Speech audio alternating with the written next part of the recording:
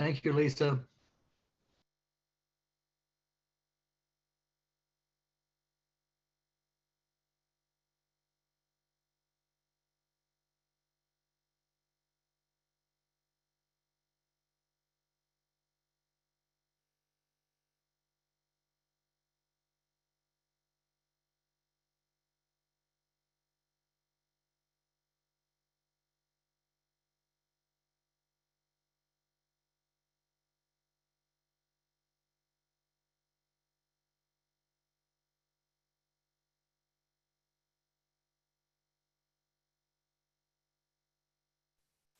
You're welcome, Tom.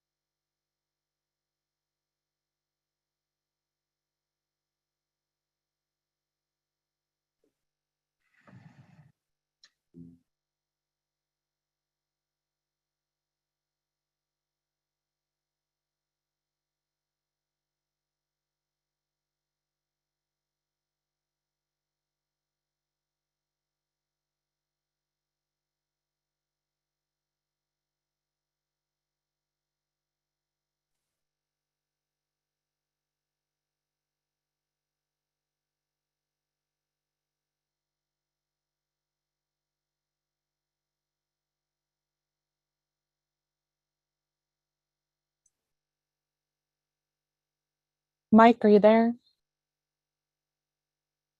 Kelleher? I am. Is everybody else here? We're missing Banuki, but we do technically have a quorum right now. Okay. Well, let's wait a couple seconds. Maybe Tony will join us.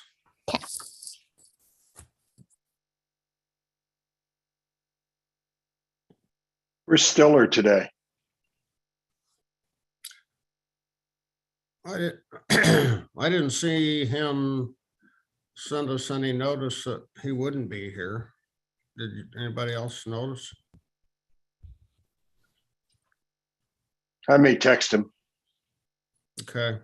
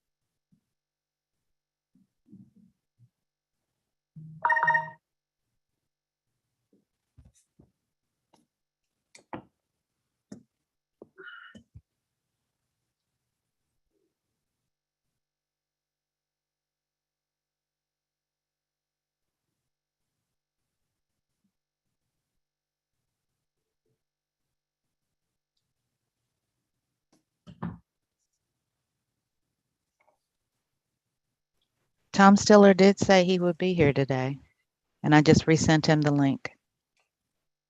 Okay.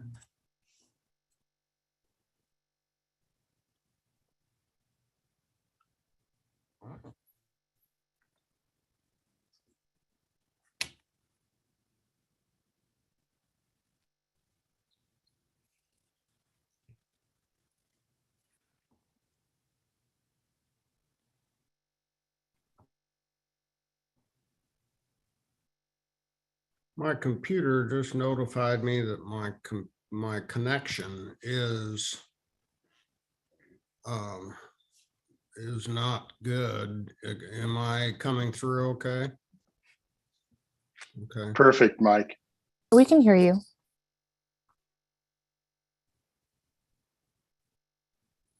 Well, let's go ahead with the continuances, and maybe by the time we're finished with that, Tony will be with us. Sounds good. Everybody ready?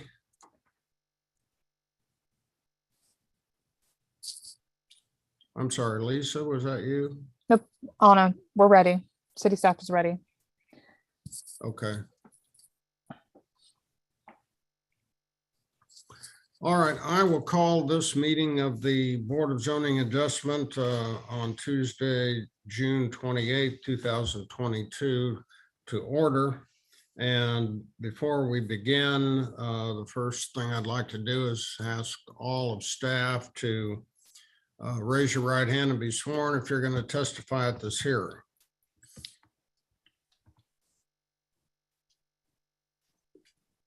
Okay, do you solemnly swear the testimony you're about to give to be the whole truth and nothing but the truth?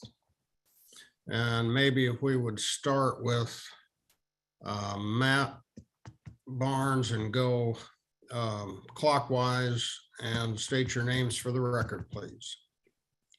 Matthew Barnes, I do. Jared Clements, I do. James Duddy, I do. Christina Johnson, I do. Anna Naniski, I do. And Najma, your mic's not working. Okay, thank you. I'm getting some feedback on my audio. Does everyone else have good audio? No issues for me. All good on my end. Can you hear me now?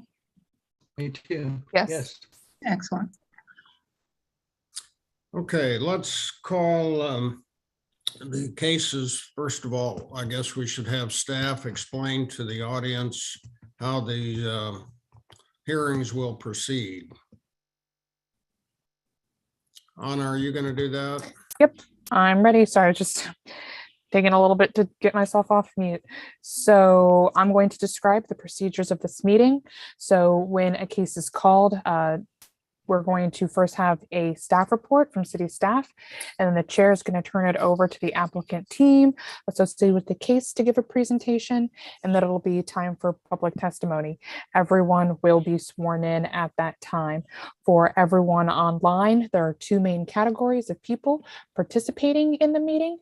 We have attendees and panelists. So right now, the only panelists that you see are commission members and city staff. If you are an applicant or citizen who is interested in a case, when the case is called, you're going to use the raise hand function in Zoom. There should be a ribbon at the bottom of your screen that has that button, which will indicate to city staff that you want to be promoted. When that promotion occurs, it will appear temporarily that you've been disconnected from the meeting, but don't worry, that is just you rejoining the meeting as a panelist.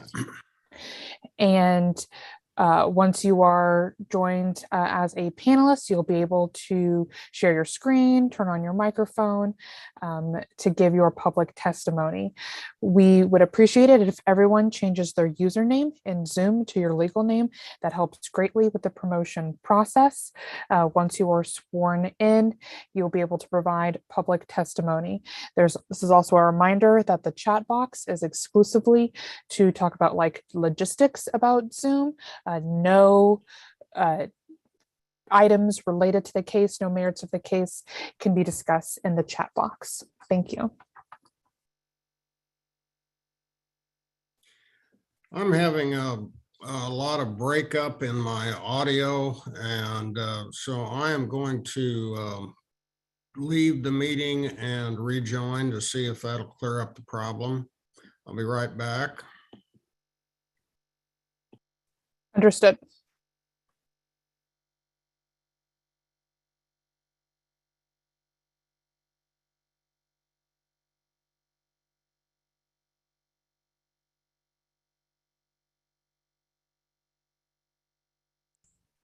Did we hear anything from Tony?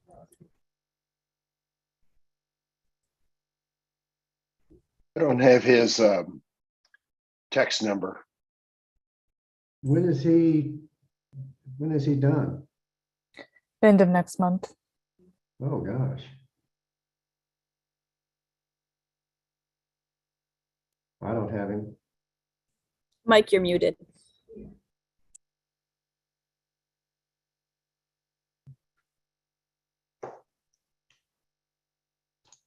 Let's first go to the cases that are to be continued and dispose of those.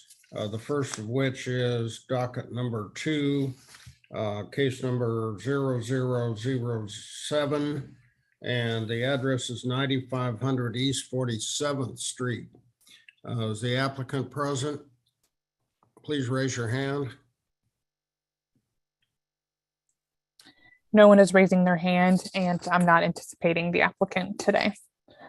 Is there anyone present who opposes continuance, a continuance of this case? Please raise your hand. No one is raising their hand. Do I have a motion to continue this case until August 9th?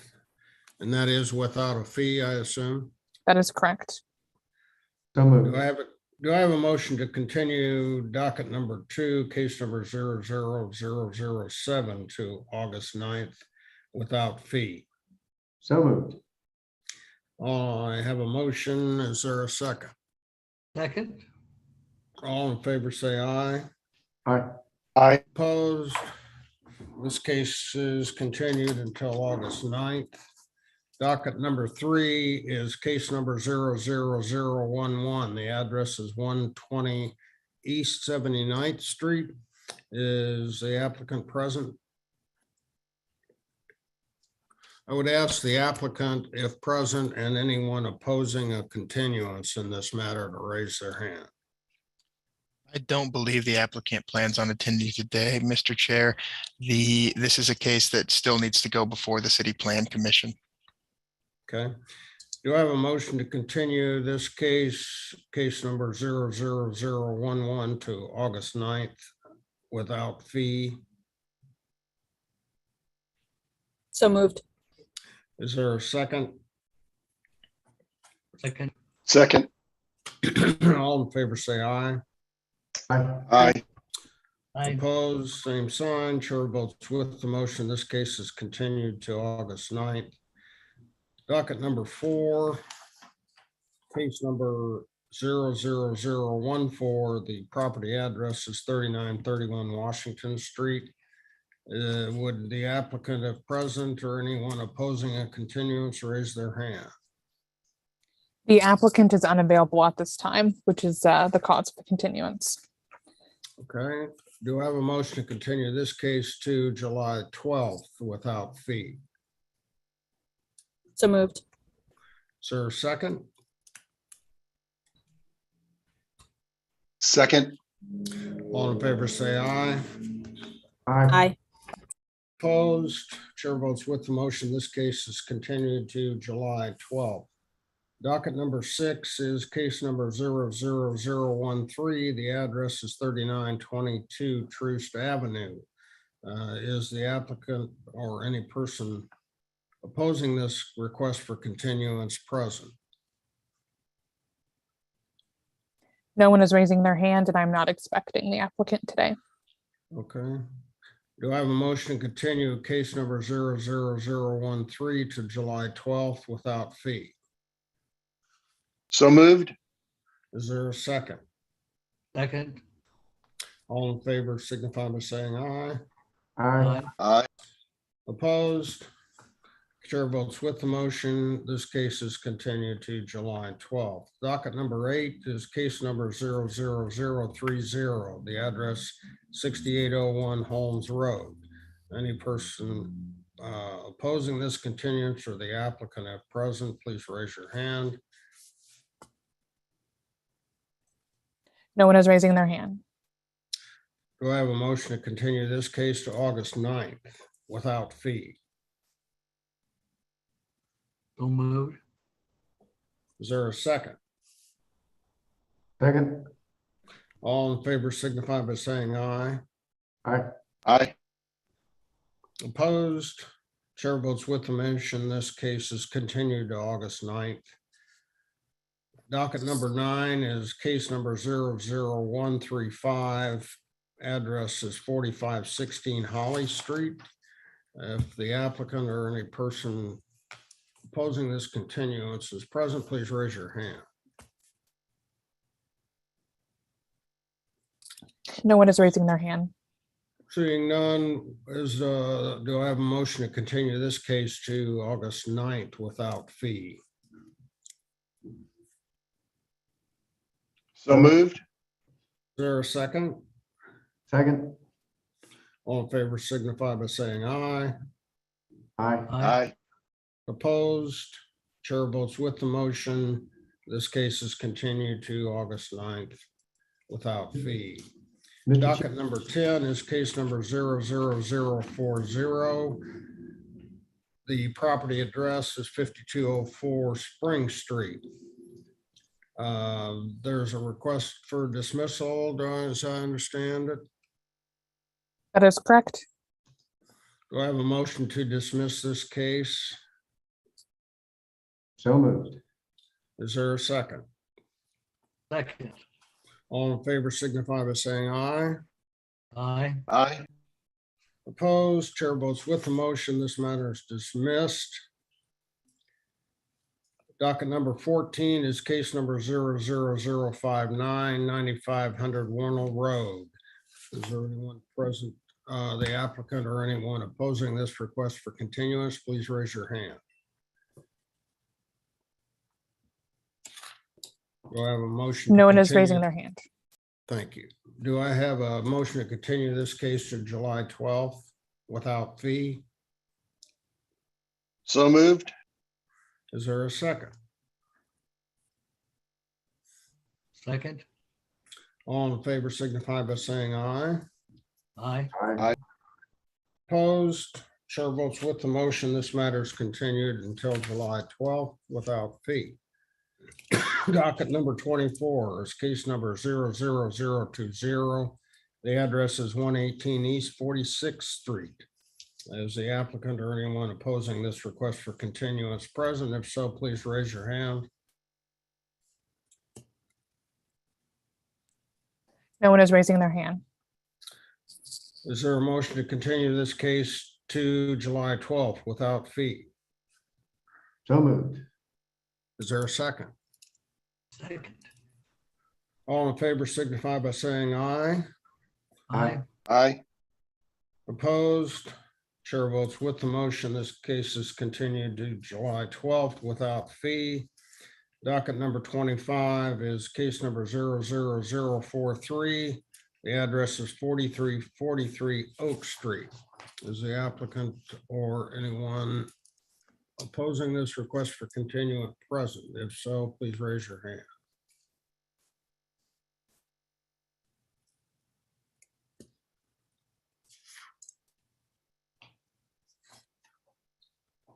Seeing none, is there a motion to continue this case until July 12th without fee?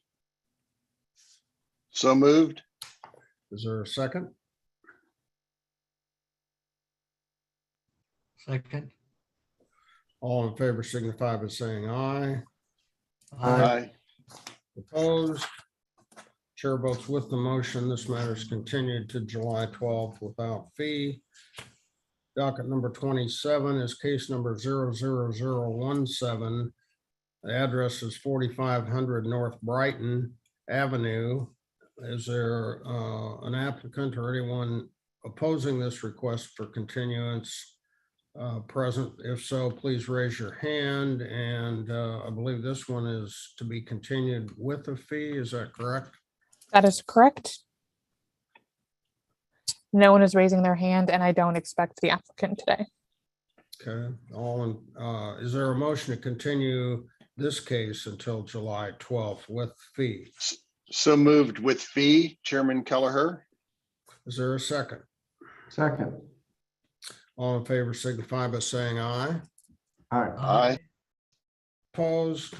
This matter is continued, or chair votes with the motion. This matter is continued until July 12th with fee. And finally, docket number 29 is case number 00024. The address is 4507 Blue Ridge Cutoff. Is there an applicant or anyone opposing this continuance present? If so, please raise your hand. No one is raising their hand, and I am not expecting the applicant today. Okay, thank you. Do I have a motion to continue this case until August 9th? So moved. Is there a second? Second. I have a motion and a second. All in favor signify by saying aye. Aye. Aye. Opposed? Chair votes with the motion. This matter is continued until August 9th without fee. Mr. Chair, Yes, are we continuing case number 8? Did we get that one? I show that we did. Oh. Yes, I show that we continued it. Okay. I missed that. Wake up, Tom. All right, let's go back to the top. Docket number 1 is case number 00006. The address is 10500 North Arrowhead. Is the applicant present? Please raise your hand.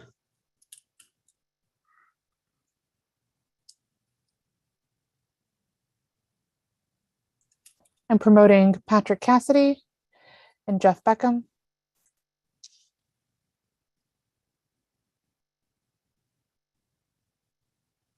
Both have been connected. Gentlemen, if you're going to testify, please raise your right hand. Do you solemnly swear the testimony you're about to give to be the whole truth and nothing but the truth? I do. Please identify yourself for the record. Patrick Cassidy with Renaissance Infrastructure Consulting. Okay, have you had an opportunity to review the staff report, Mr. I have. Cassidy? Do you have any objection to the admission of exhibits 1 through 9 listed on the last page thereof? I do not. Show those exhibits admitted, one of which is a presentation that staff will now give us. Thank you. Okay, docket item number 1 focuses on CD SUP 2022-6. The property in question is 10500 North Arrowhead Trafficway. The site is currently zoned R7.5. The applicant is seeking approval of a special use permit to permit a modular school building on the subject site. Anna, are you planning to share your screen? Oh, is it not sharing? Mm-mm. Thank you. Can you see it now? Okay, my apologies. Thanks for the heads up. The site is currently located in the northern portion of Kansas City, kind of towards the airport. This is a close-up of the subject site. It is highlighted in yellow. You can see that 169 runs north-south, and we have Northwest Shoal Creek Parkway a little further to the north of the property as well. From Google Street View, this is a look of the site.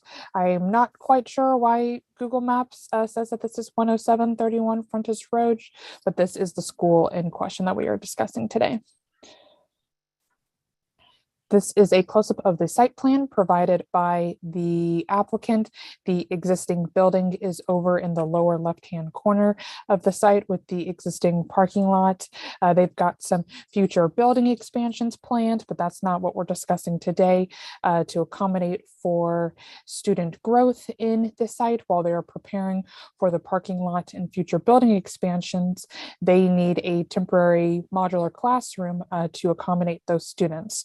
So where my cursor is and where the arrow is pointing to, we have the modular classroom in question.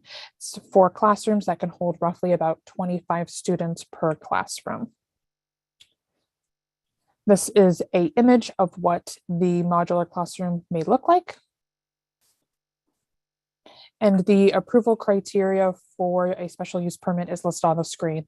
I'm not going to go into everything, just a few points that highlight specifically about this case. So will this have a significant adverse impact on the neighborhood or the community?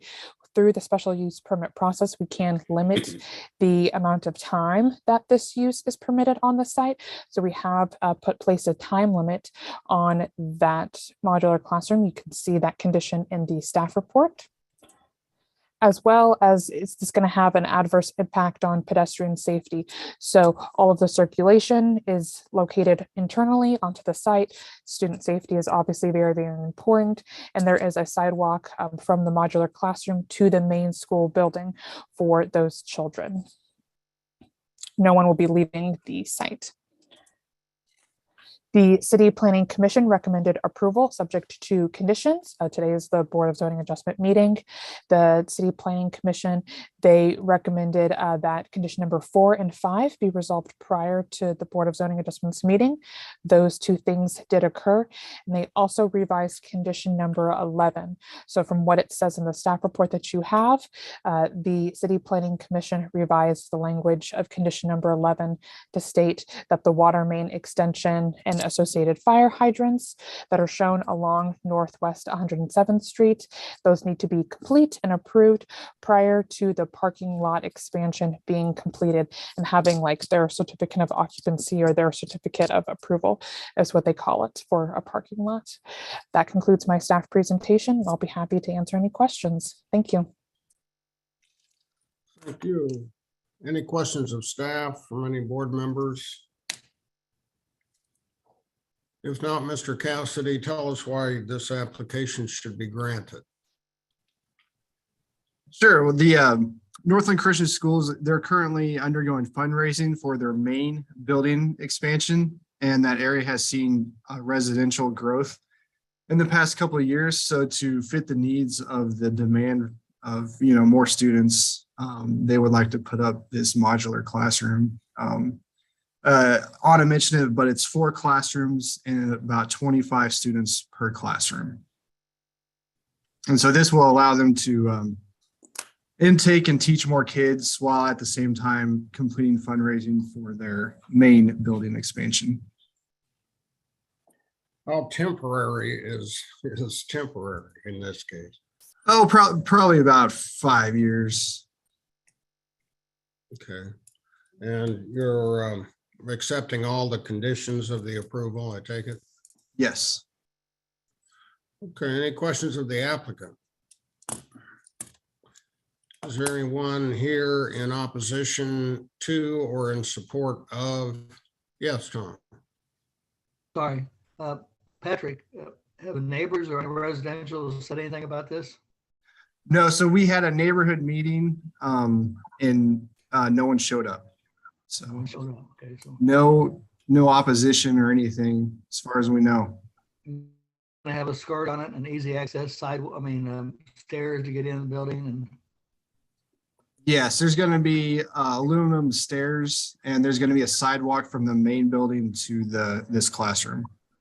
How about the skirt going around the bottom so nobody can get underneath there and do any damage or?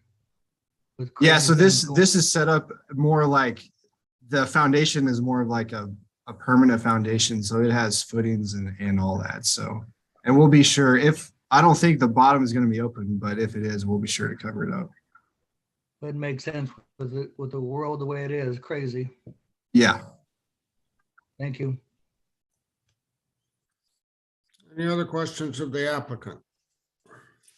Quick one, Anya, is this just a 5-year, the variance we're granting today for the temporary housing? How long does that last? The condition in the staff report states that this SUP is approved for 5 years. If they need another 5 years, they can come back before the board to have it renewed. But initially, 5 years is all that is being granted right now, with the maximum of 10 total. Okay, thank you. If anyone in the audience is here in support or in opposition of this application, please raise your hand.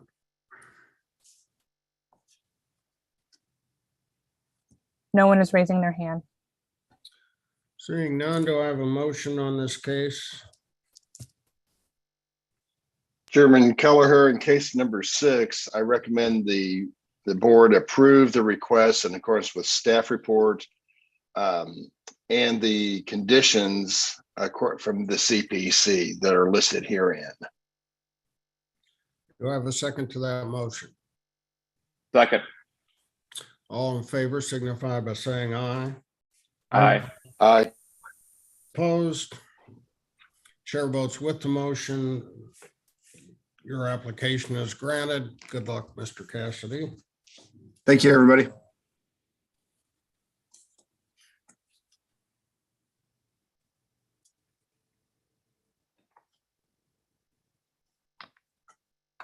Okay, docket number 5 is case number 00016. The address of the property is 1729 Grand Boulevard. Is the applicant present? Mr. Chair, I'll be recusing on this case. Thank you. And Ryan with BNIM is being promoted.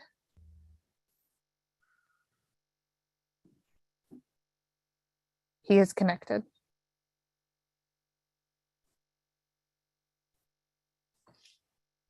Mr. McCabe, would you raise your right hand, please? You solemnly swear testimony you're about to give to be the whole truth and nothing but the truth? I do. And state your full name for the record, please. Ryan McCabe with BNIM. Have you had an opportunity to review the staff report in this matter? I have. Do you have any objection to the admission of the 9 exhibits listed on the last page? No objections. We'll show those exhibits admitted, one of which is a presentation we'll now receive from staff.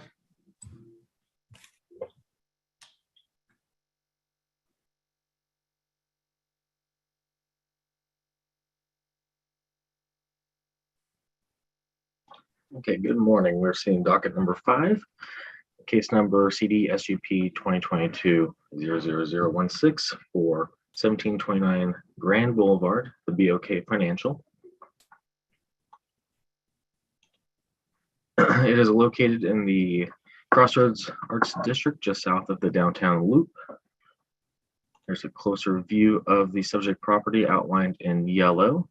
It is within the same block as the former KC Star building, the former KC Star building, which is being redeveloped into the Grand Place, which is a mixed-use building with office, restaurants, retail, etc. Here is a street view of the subject site, looking from the intersection of 17th and Grand. The site is currently a surface parking lot. Here's the site plan for the BOK branch. This is the project in front of you is today because the developer is proposing a drive-through function on a regulated boulevard, the canopy of which is seen on the site plan above, just on the east side of the building, pointed out by the red arrow. The developer is proposing that traffic enter from the drive-through from 17th Street and exit onto Grand Boulevard. If this were to be reversed, you would have traffic queuing into the cars heading northbound on Grand, turning west onto 17th in that turning lane. So there'd be a conflict there. So this layout here, staff and the developer believe is the best flow of traffic. Here's just a rendering of the building from the corner of 17th and Grand. This is looking southwest towards the drive-through. You can see right there in the background, you can see the Grand Place development. And here's just a view looking south. The building cantilevers over the landscaped area. Additional landscaping is located along Grand with planters. During the June 7th City Plan Commission hearing, the CPC approved the plan with the condition that they conduct a study to see if a one-way exit only onto Grand is feasible Currently, the drive is proposed to be a two-way entrance and exit. The driveway is shared with the Grand Place development and will be used for deliveries and trash removal for both sites. They do have an agreement on that. Here is the letter that outlined their study. Additionally, the driveway was approved as part of the KC Star redevelopment in a previous case. As stated, the City Plan Commission recommended approval with conditions for docket number 5. And that concludes my presentation. Thank you, Matt. Are there any questions of staff? Yes, Mr. Chair. Question for Matt. Did I follow you right? Are they intending to look into whether they can remove one of the curb cuts and just have one on Grand? And So there currently is only one curb cut onto Grand into the bank. The traffic study was to see if they could, the City Plan Commission recommended that they make that an exit only onto Grand, but with their agreements with the Grand Place development, that is not feasible for trash deliveries. Oh, So their study found. so we don't really have a finalized site plan? That is the finalized site plan. Okay. Okay, thank you. Anything else? Any other questions of staff? Seeing none, Mr. McCabe, can you tell us why we should grant this application? I think early on in the process, we studied the need for a drive-through. During COVID, drive-through transactions were key in order to allow BOK's line of business to stay open. So that was a key consideration. Additionally, roughly 50% of the transactions done by the bank are through drive-through, and so it really became apparent that the necessity for a drive-through was needed at this location. Due to that, though, we've worked really hard in order to ensure that the building screens the drive-through. It's located on the east side, as Matt pointed out. The lobby and kind of a large presentation room are on the northwest corner, on the corner of 17th and Grand, to really activate the street. There's a primary building entry off of Grand Boulevard. We're including additional street trees along the boulevard, additional plantings, as Matt noted, underneath the building on the north elevation on 17th Street, and additional landscape buffers between the parking and Grand Boulevard. Finally, we've worked really hard to ensure that the materials of the building really kind of match the character of the crossroads. So again, that this new building is a drastic improvement over the existing surface parking lot, but also improves the streetscape and the landscaping of Grand Boulevard as a part of our Parks and Boulevard system. Have you got any estimate of the number of vehicles you would anticipate on a daily basis? I don't have an estimate on that. Are you comfortable with all the conditions of the approval? We are comfortable with the conditions, yes. Okay. Any questions of the applicant? Mr. McCabe, are they going to keep the branch on Southwest Boulevard? Or are they going to close that once this branch opens up? I'm not totally sure of the future of that branch. I wish they were on. BOK was here to testify today. Unfortunately, I can't speak to that project. Anyone else? If not, I would ask for anyone in support of or in opposition to this application who desires to speak, please raise your hand.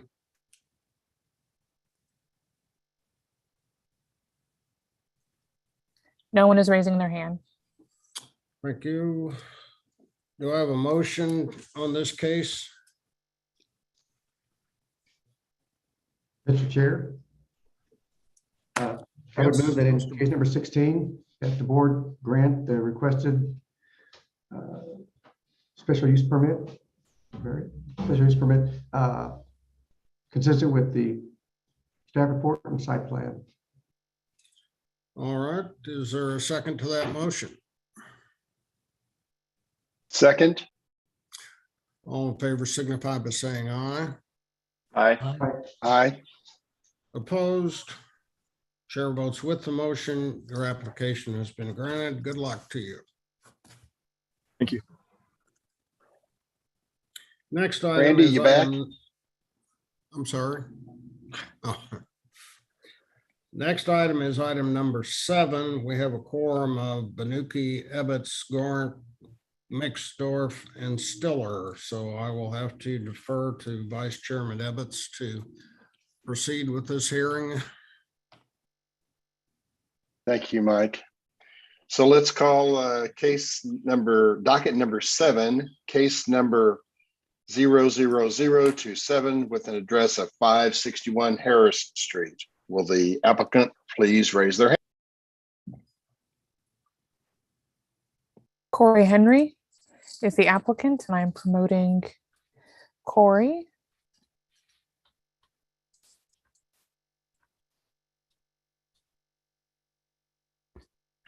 Corey has been connected. Corey, could you raise your right hand and be sworn in? Yes, Do Mr. you Chairman. swear to tell? Thank you. Will you swear to tell the truth, the whole truth, and nothing but the truth? Do you I do. solemnly swear or affirm? Thank you. Sorry. Let's see here. Do you have any objection? I've got to get to the page number for your case, so give me a second or two. You're right, Mr. Chairman. Thank you.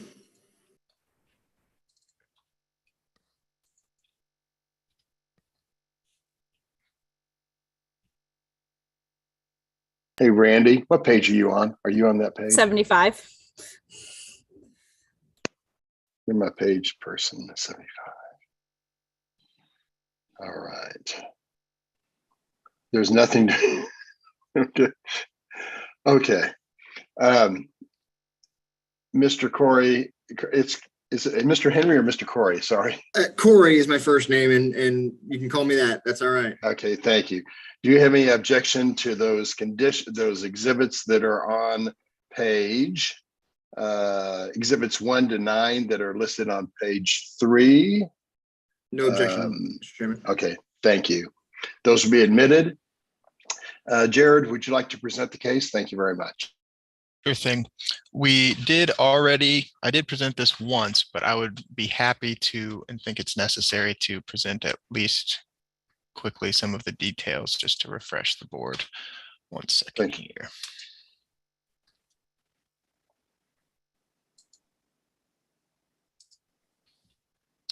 All right, so before us, we have docket item number 7. This is case number BZA 2022-00027, located at 561 Harrison Street, zoning district R-1.5. The applicant is seeking approval of a variance to the density requirements of zoning district 1.5. The property is within the greater downtown area plan. It's located in the Columbus Park area of the city.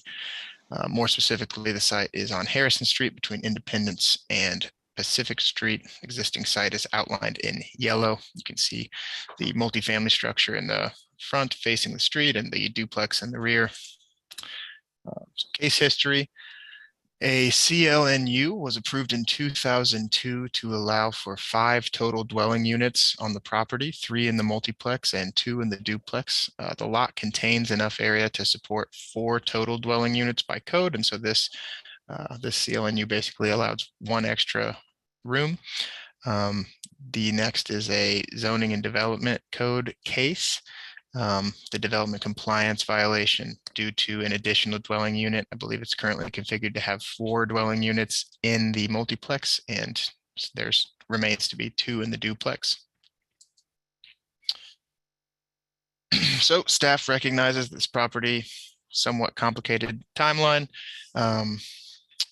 let's see. So this is the site plan for the property. Let's see here. So allowed by code is 4 units, allowed by the CLNU is 5 units. The existing number of units is 6. Sometime since 2003, an additional unit was placed on the property. The applicant's request today is for 7 units. Let's see here.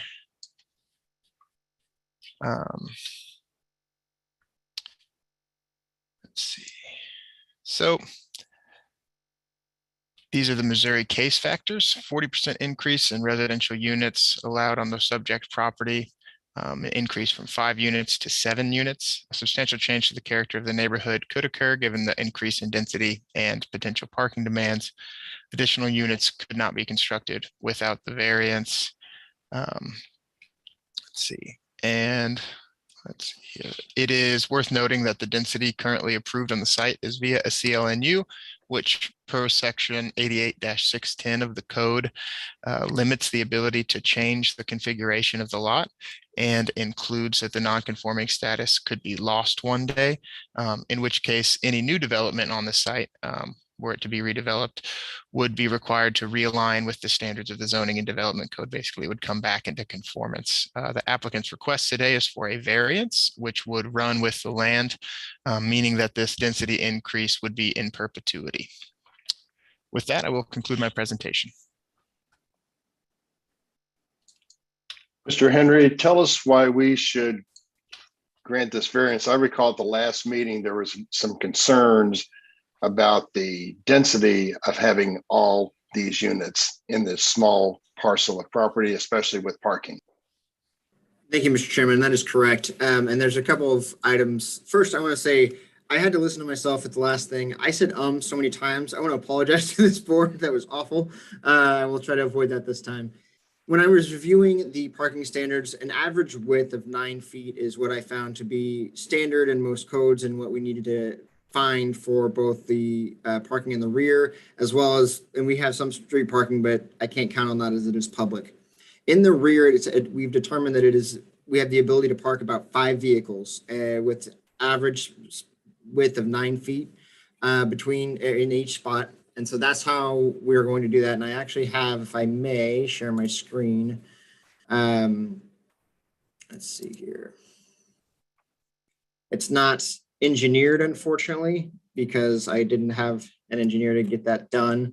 We've put a lot into this, so this is from Parcel Viewer, but nevertheless, I can at least explain how we arrived at our decision or at our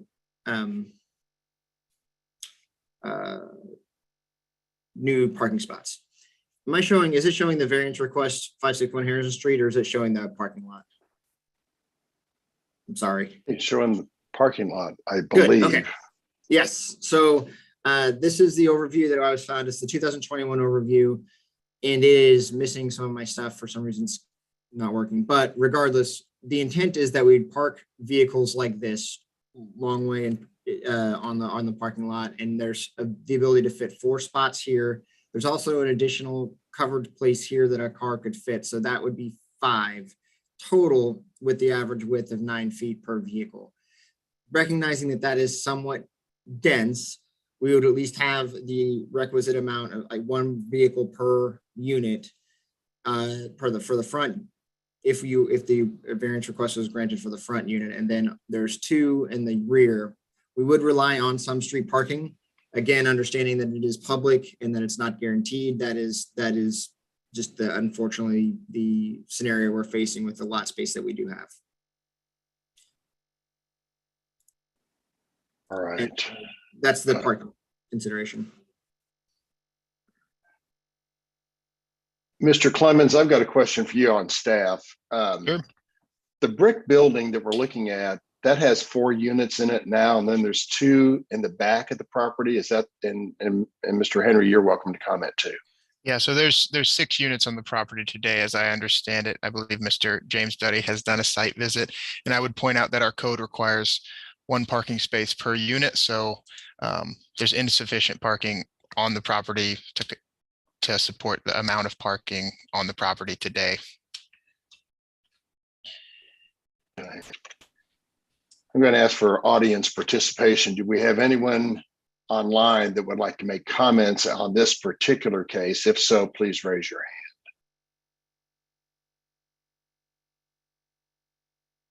No one is raising their hand. I have a question. Are all six units currently rented, or are they occupied? No, ma'am. On the front building, what we're referring to as the front building, the top 2 units are not occupied. When we got notice of the violation, we did not rent them out. They're currently still vacant. They are retrofitted to be individual units, but they are not occupied. I'm just one board member, but it seems like 7 units for that space seems awfully tight. You have the CLNU already. To add a 7th unit, at least in my opinion, may be a little bit much. What's the average square foot, Mr. Henry, on these units? So it depends on which unit it is, and I actually, Mr. Chairman, will show some. This might help the board to see the interior of the units. Here we go. So this is the upstairs unit from the living room to the kitchen. And so the average size is about 500 square feet for the upstairs, I believe. And then this is the kitchen again, looking just from a different view. This here is, sorry. Oh, it just stopped on me. My apologies. Trying to demonstrate that that's all there, but the average size for the upstairs unit is about 500 a piece. And then the lower unit we'd want to add would be about 780 square feet. So they're all studio. And then the unit in the back, is that a separate building, or is that still connected to this? Yes, sir. It is a separate structure. It does have 2 units in it that are currently occupied.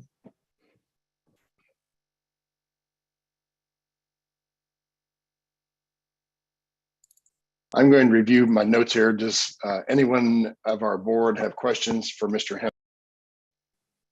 Yes, Mr. Chairman, I do.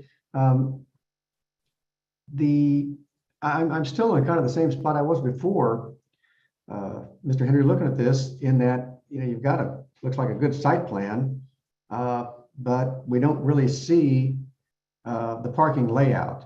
And staff can correct me, but I think with the current zoning and development code, you've got an option for some full-size spaces and some smaller spaces. You might be able to increase that count, paying attention to aisle widths and whatnot.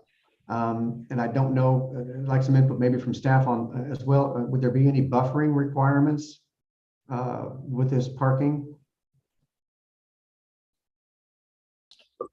Like landscaping requirements? Yeah, screening or buffering, yeah. There are landscaping requirements. I would have to review that section of the code to see if they would be applicable. I believe it's based on number of units. It might be in the zoning district, so I would need to look at that really quickly. All right, thank you. I don't think we need it at the moment. To continue with Mr. Henry, have you had a chance, and maybe this was part of the previous hearing, I don't recall, to have any conversations with the neighbors or neighborhood association? Thank you for that question. And we did not. When I went down to visit initially, there's the structure directly to the north of ours was under construction. And so when I talked to the crew that was there, they didn't know who owned it. And then the structure to the south, I tried a couple times to contact that person and unfortunately didn't have any success. So I wish I had more to offer there. I apologize.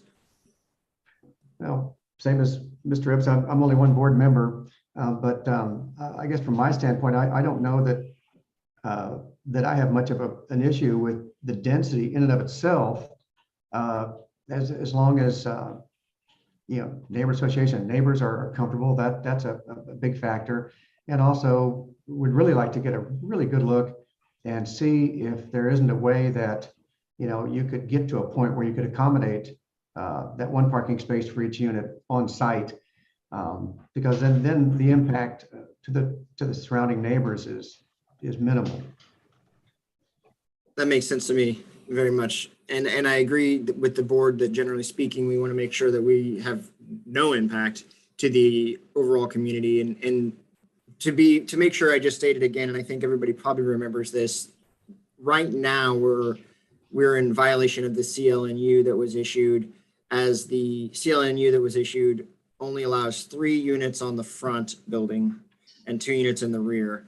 And so at a minimum, we would request at least that, because I think we've established that this building was initially constructed as a 4 unit on the front, 2 unit in the rear. So at a minimum, we would prefer that. Of course, our request at this time is to actually also be allowed to add a 5th unit in the basement that runs the length of the building, and also retrofit that for all of the utility closets and things like that for easier access for maintenance and whatnot. And so I just want to make sure that I say that again for the record. I think everybody probably does remember that, but at the same time, I just wanted to make sure I was clear. And as to the 5th unit below, we will make sure that it is updated and consistent with all of the good things that'll go along with it, the aesthetics, livability, all of that. And then for parking, I think what we need to consider is the fact that we have a nice sized lot in the back that we may need to look at some additional slanted parking or something like that. I don't know what that would entail, or if staff can. I know that there's generally, you can't really give advice, Mr. Clements, but as much as if we would to offer an alternative parking plan, if that'd be something that would be of interest. Right. Mr. Duddy, I've got a quick question for you, if you can hear me. Thank you. Yes, sir. So I was looking at your notes, history of the property. So it's always been a 4-unit building with 2 units in the back. Is that your impression from your research, sir? Yes, sir, it was prior to the issuance of the CLN. Okay, thank you. Just one last comment, I think. I'm very sensitive, Mr. Henry, to the limitations of a CLNU or a CLN, and the advantages of having something that is set and running into perpetuity, which that at the same time gives us a lot more sensitivity about how we do that. And I'd hate to keep pushing this down the road, but by the same token, I hate to make a decision that could go another way if we had some more information that you might find more advantageous. Absolutely, sir. And I am with you on all fronts. I don't want to keep continuing if I don't want to keep kicking that can down the road, but at the same time, I appreciate your diligence and the understanding that this is kind of a unique situation, and this building is historical to a certain degree, and we want to make sure we make the right decision. So I'd be happy to request a continuance and do some additional parking studies if needed, if the board would be amenable to that. But again, I don't want to take advantage of the board's time or staff's time. Well, I can't speak for the board members, but I'm a patient person. I guess I have one other additional comment. I appreciate you trying to reach out to the neighbors on either side, but I feel like the Columbus Park Neighborhood Association is pretty active. And I would like to see kind of their thoughts on this, since it does affect the rest of the neighborhood and not just the people on the north and south of this property. That's a great idea. So Mr. Henry, you can find that on our parcel viewer. You can see all the group officers of the Columbus Park Community Council. Excellent. Thank you. Mr. Chair, I'd like to formally request a continuance, if I may, at this time to the next available Board of Adjustment meeting. That would be July, help me guys. 12th. By 12th. July 12th. Can you be ready? Probably for more time, if that's also amenable, we can do August 9th is the next after that. We're going to lose one of our board members at the end of July, Mr. Banuki. That will leave us down to 4. And you would have to get affirmation from all 4. It would be better if you went to July 12 and did as much as you could by that period to get all 5 of us back in the fracas. That would be my preference, sir. All right, let's, do I have a motion to continue? Any other comments from any other board members before we go with the continuance? Hearing none, do I have a motion to continue this matter until July 12th, 2022? So moved. Second, anyone? Second. Thank you. I have a motion and a second. All those in favor of moving this to July 12th, please affirm by saying aye. Aye. And the chair votes with that motion as well. This matter is continued. Thank you, Mr. Henry. We'll see you in a couple of weeks. Thank you, Mr. Chair. Thank you, Mr. Ebbets. Now moving on to docket number 11, case number 00044. The address of the property is 5025 Lydia Avenue. Is the applicant present? Please raise your hand. Mr. Chairman, I'm going to step back on this. We have Rob Young. They're being promoted. And a Pablo Marquez.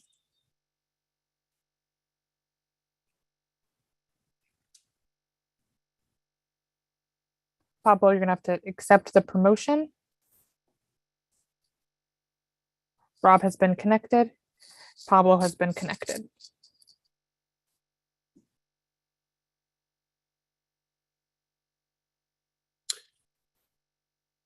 Okay, Mr. Young.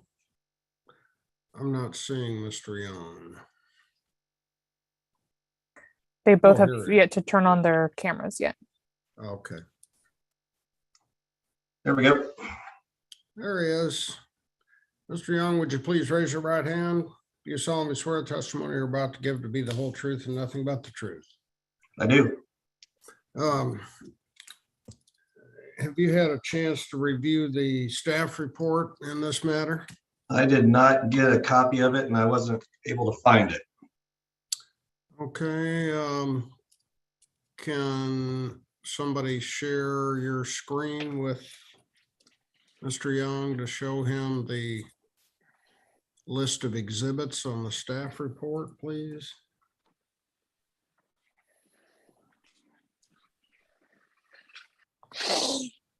If you give me one moment, I can pull that up for you. Thank you. You're welcome. For future reference, the staff reports with the docket is on the Board of Zoning Adjustments webpage.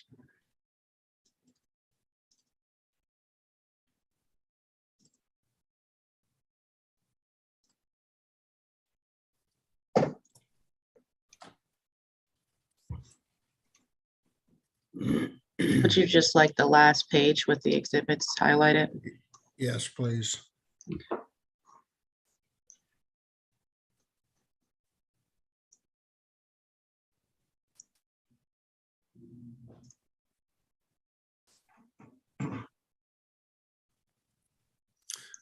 Mr. Young, those are the administrative exhibits that we have to offer into evidence in this matter. Do you have any objection to their admission? I do not. Show those exhibits admitted, one of which is a presentation which staff will now give us.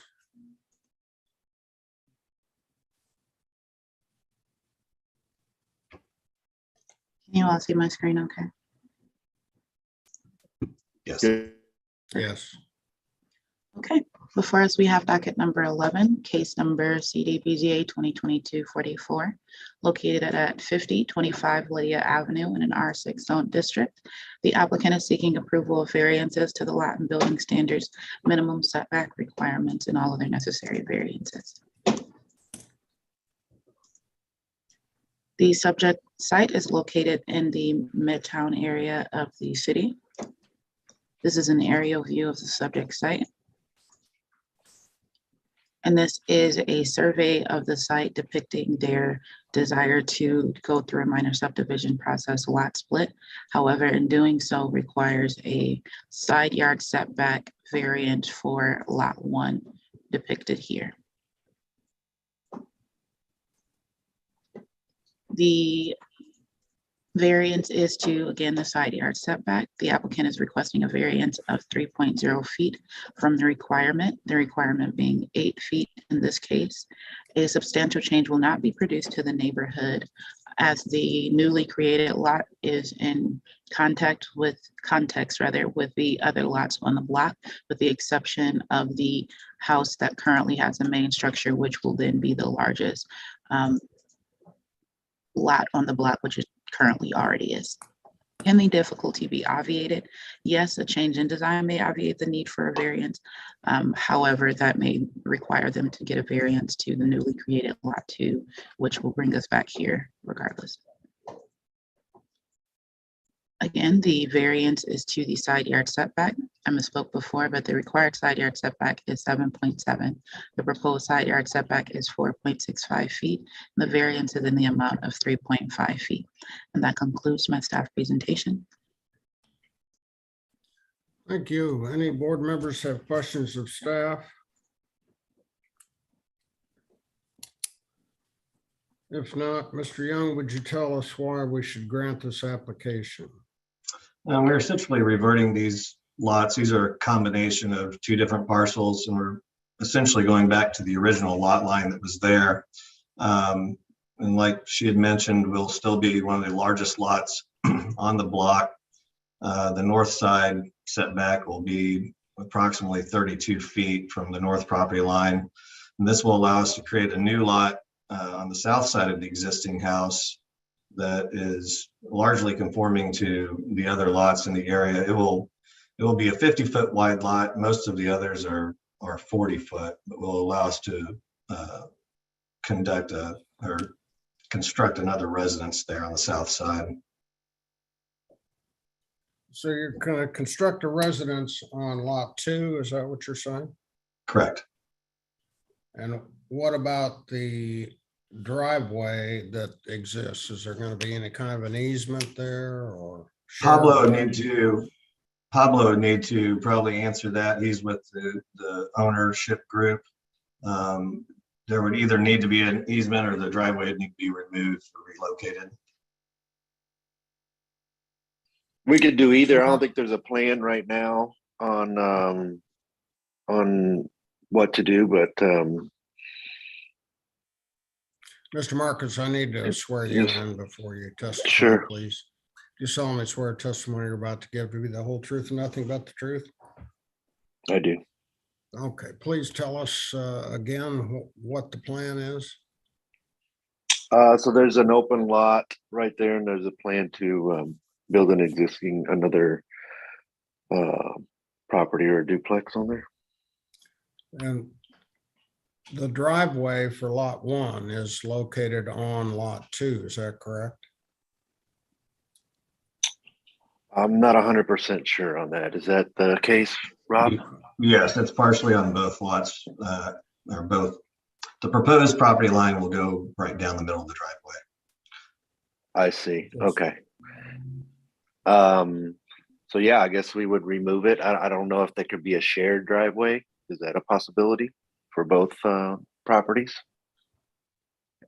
Well, it's probably not for the board to decide. I just raised the question because it is a potential legal entanglement. I just wondered if you had an idea how you would address it. You either have to have an easement or the driveway has to be removed. But again, Okay. that's just a legal issue. Are there any homes on either side of these two lots? Yeah, there's a home on the south side of lot 2, and then again, yeah, there's homes on every lot around it. Okay. Have you talked with any of the neighbors, Mr. Marcus, about this project? I did. I believe I talked to the owner on the south side of lot 2 of the open lot. And he was excited for the development of the existing property and then potentially new property. Okay, any questions of the applicant from board members? Mr. Chair, I don't have a question for the applicant, but I do from staff. Ms. Muhammad, I was wondering, is it that in order for the minor subdivision development to move forward, they need this variance? Correct.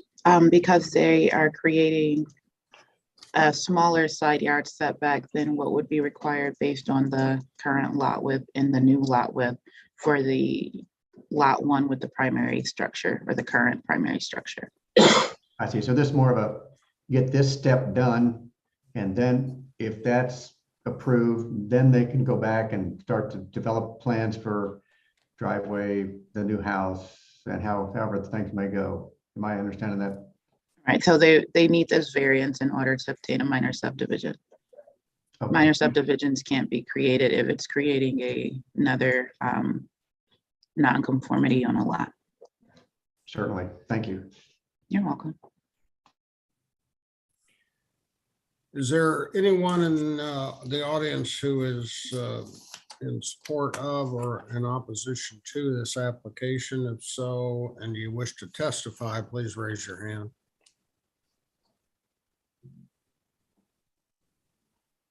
No one is raising their hand. Thank you. Is there a motion on this case? Mr. Chair, I would move that the board grant the variances requested in case number 44 in accordance with staff report and site plan. Do I have a second? Second. And all in favor signify by saying aye. Aye. Aye. Opposed, chair votes with the motion. Your application is granted. Good luck. Thank you. Thank you so much. Docket number 12 is case number 00056. The property address is 8308 East 47th Terrace. Would the applicant please raise their hand?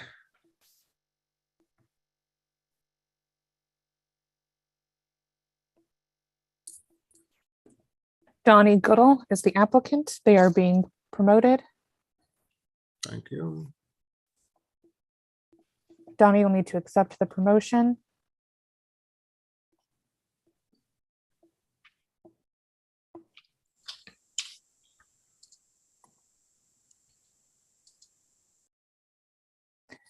Donnie has been connected.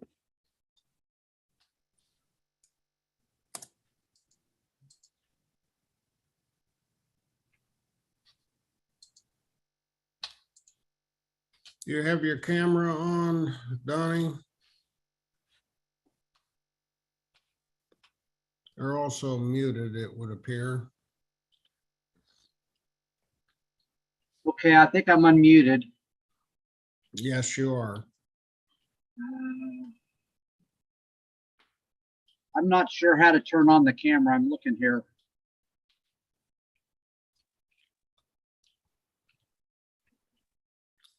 Here I am.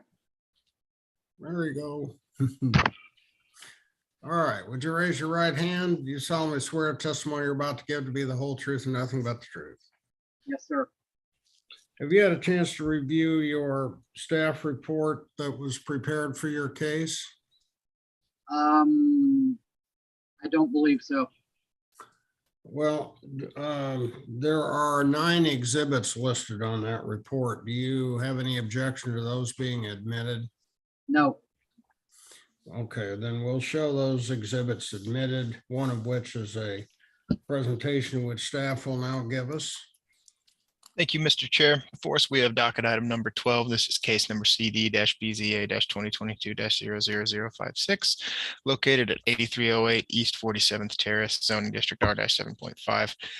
In this case, the applicant is seeking approval of a variance to the accessory structure siding requirements for an existing structure. This is the location of the subject site in relation to the rest of the city. You can see that it is within the boundaries of the Blue Ridge area plan, just north of Raytown there. More specifically, it's just west of Wallace Avenue on East 47th Terrace. You can see the site here. And in fact, you can see the accessory structure. It's been there at least since 2020. This is one of the site plans given to us by the applicant. These are the case factors for the accessory structure siding variance requested. The variance is for 7 feet, meaning there is 3 feet of separation between the two structures. Substantial change is not anticipated given that it's existing and has been for a couple of years.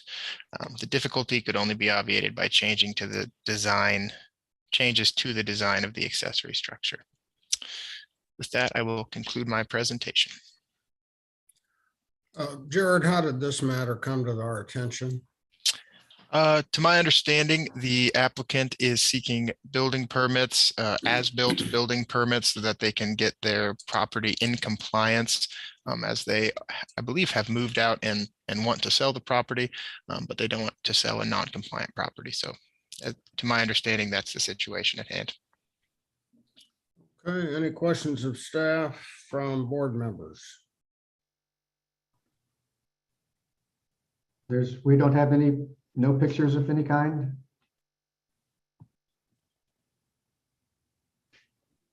I don't believe that I was given any pictures. Mr. Goodell, do you have any pictures of your property? I do not. I thought, I was assuming that what I had loaded up with the engineered plans and all of that, that would be accessible.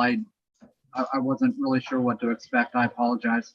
Sure. I'll go check out Google Street View and we'll see what the property looked like in February of 2019. While you're doing that, we'll ask Mr. Goodell to tell us how the building got constructed without a building permit in the first place. I constructed it. I started it out as just a lean-to off the side of a container, and then I just enclosed it and poured the footings and the concrete and all that on the inside, and then enclosed it. And how did it come up when you were trying to, now that you're trying to sell the property?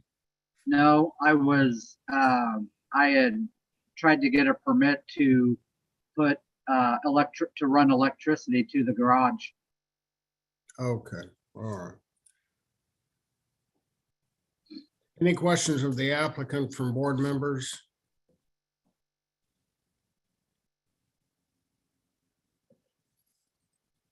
Is there anyone present who would like to testify in support of or in opposition to the application? Please raise your hand. No one is raising their hand. Seeing none, is there a motion on this case?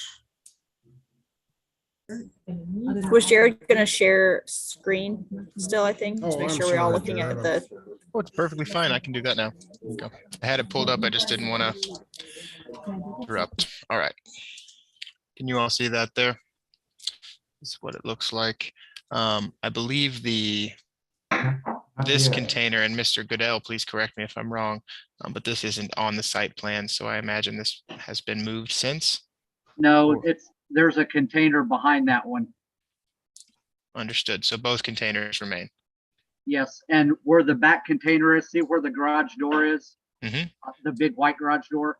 So the container there on that would be to the east of that building, is where the variance lies. It's there's a man gate there between the house and the container, a privacy gate. And I want to add that from that picture that you're showing, the building is finished. It's not, the front's not like that. It's all sided and I mean it's all the front of it's all complete. It doesn't look junky like that.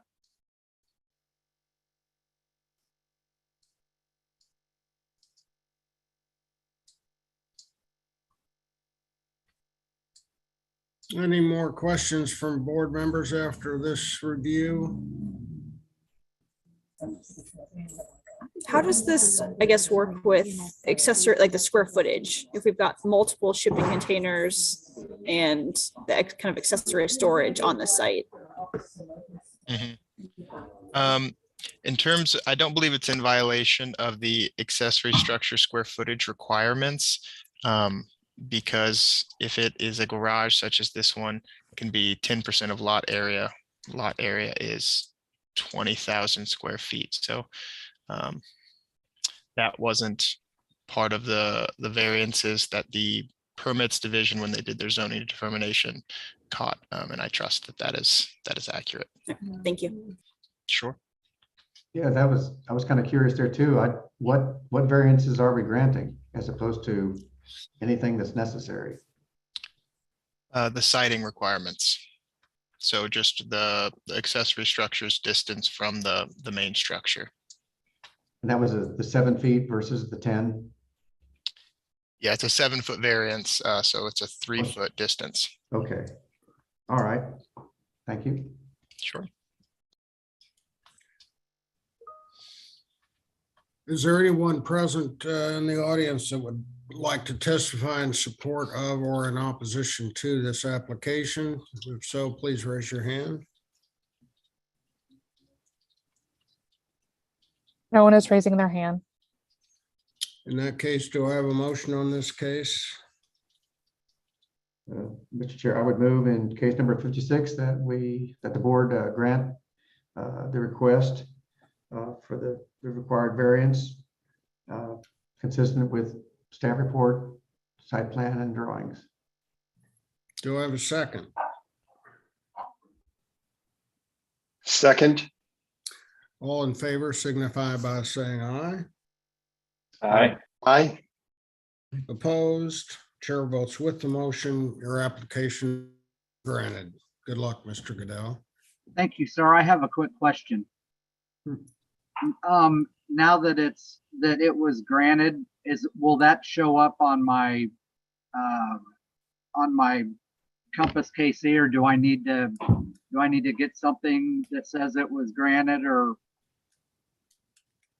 Mr. Goodell, I'm happy to answer that. So I will write a disposition letter notifying you of the board's decision, and that'll be attached to your BZA case. And then the permit reviewers will then see that on your permit case. And so they'll know that that variance has been handled. Okay, thank you very much. Absolutely. You're welcome. Thank you, everyone. You bet. Okay, docket number 13 is case number 00057. The address is 3838 Broadway Boulevard.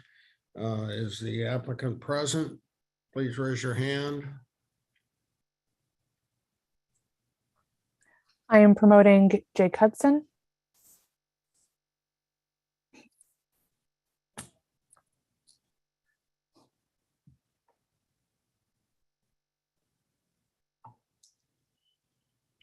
Jake has been connected. Okay, Mr. Hodgson, would you raise your right hand? Do you solemnly swear testimony you're about to give to be the whole truth and nothing but the truth? I do. Have you had an opportunity to review your staff report? I have. Do you have any objection to the admission of the 9 exhibits listed on the last page thereof? I do not.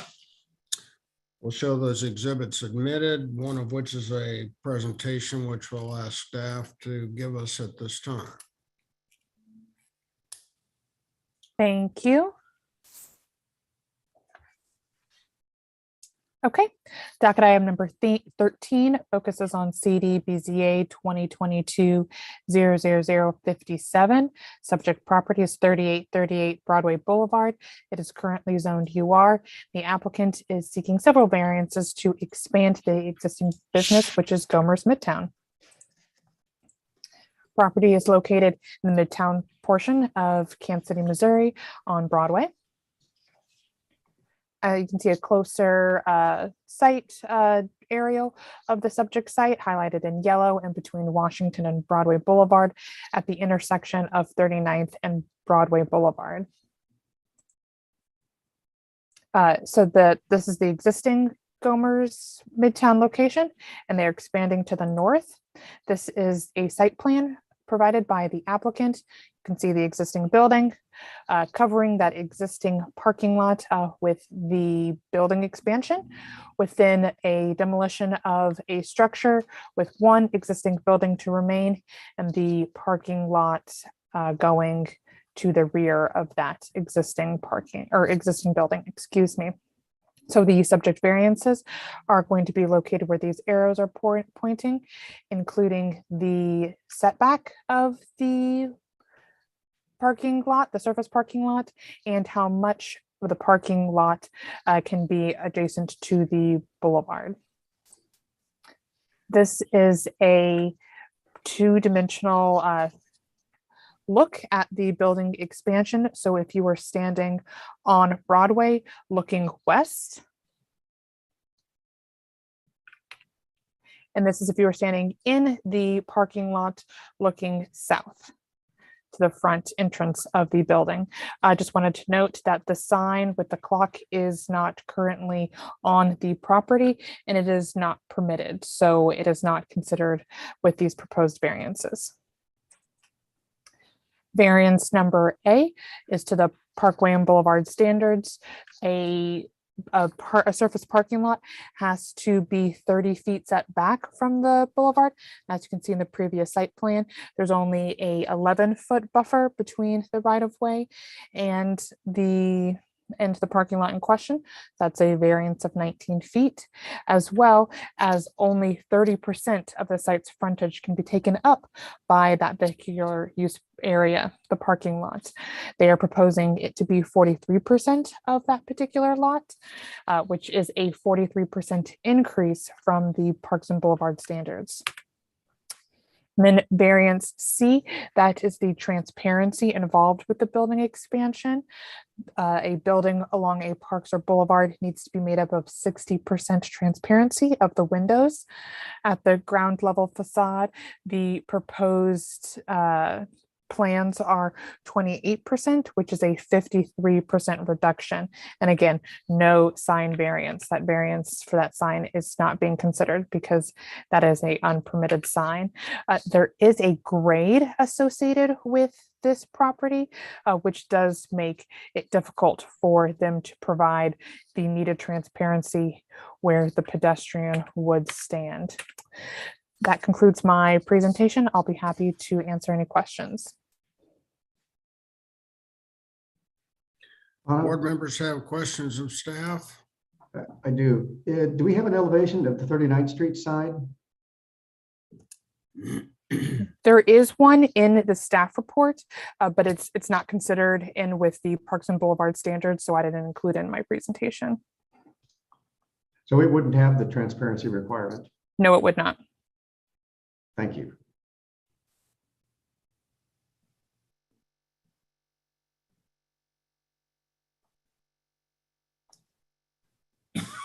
Any other questions of staff? Okay, Mr. Hudson, tell us why we should grant your application, and let's start with telling us why we can't meet the transparency requirements. All right, Mr. Chairman, if you allow me to share my screen and submit some exhibits to. Please do.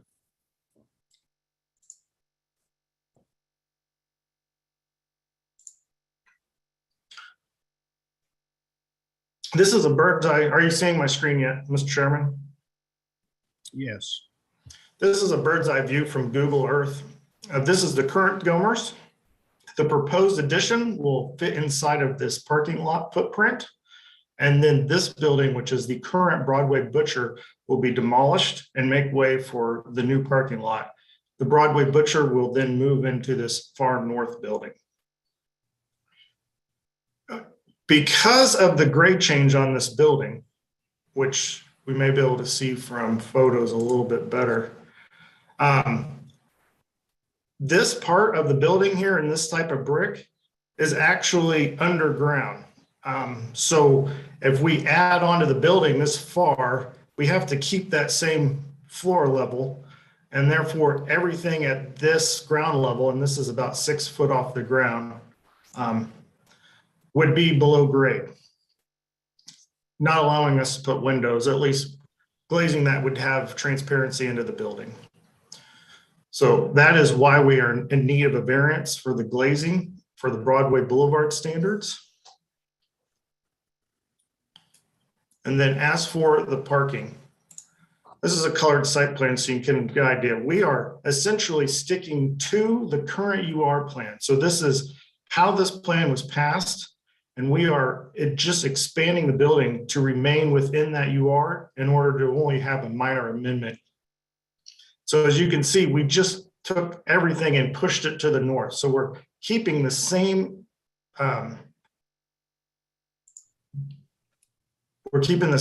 layout as was before. We're just moving it further north. So as far as variance A, we are improving the site by quite a bit. Currently, there's only a 5-foot setback that is approved in the UR standard. We will be increasing that to a 11-foot at minimum setback, allowing for more landscaping and screening walls of the parking lot.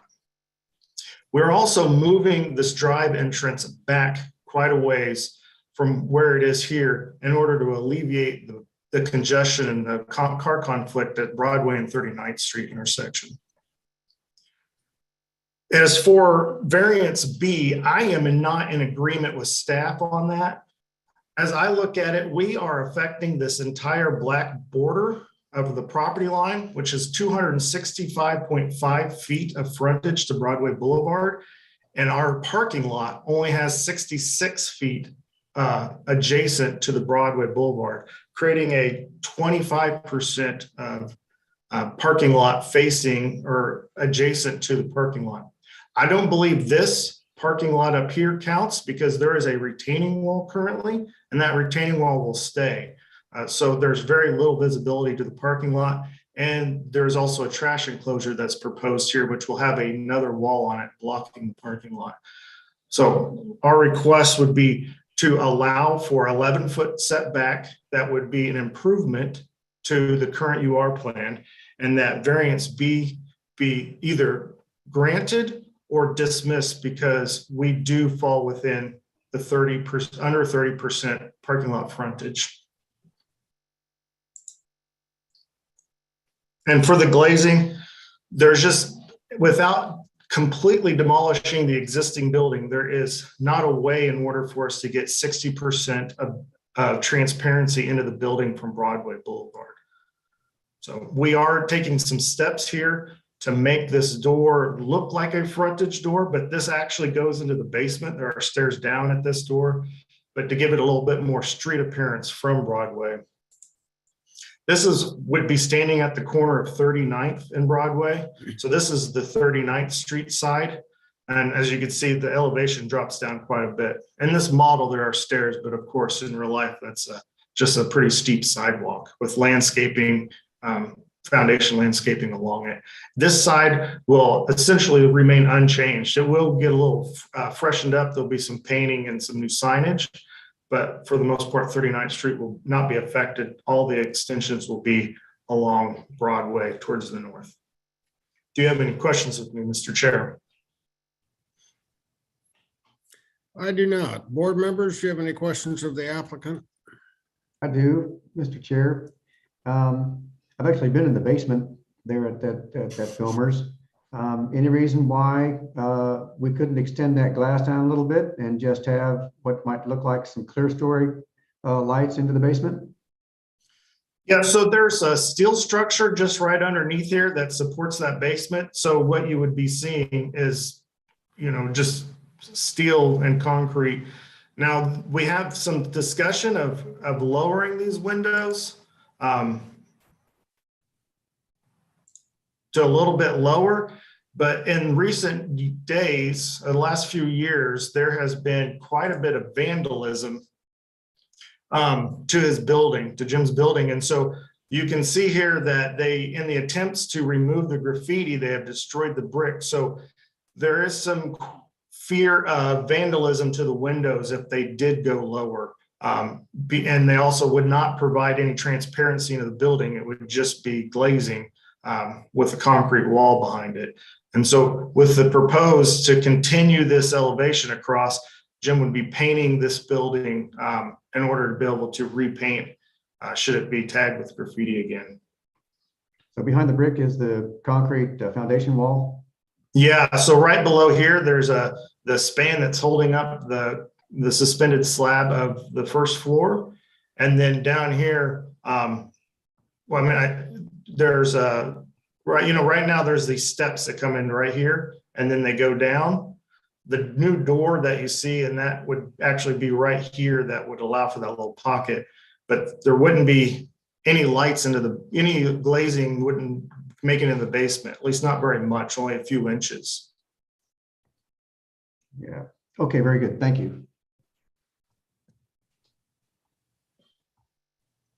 Have you had any discussions with neighbors, Mr. Hodson? Or any We had complaints? a neighborhood meeting on May 25th at the Uptown Theater, and even Chairman Bunch was in attendance.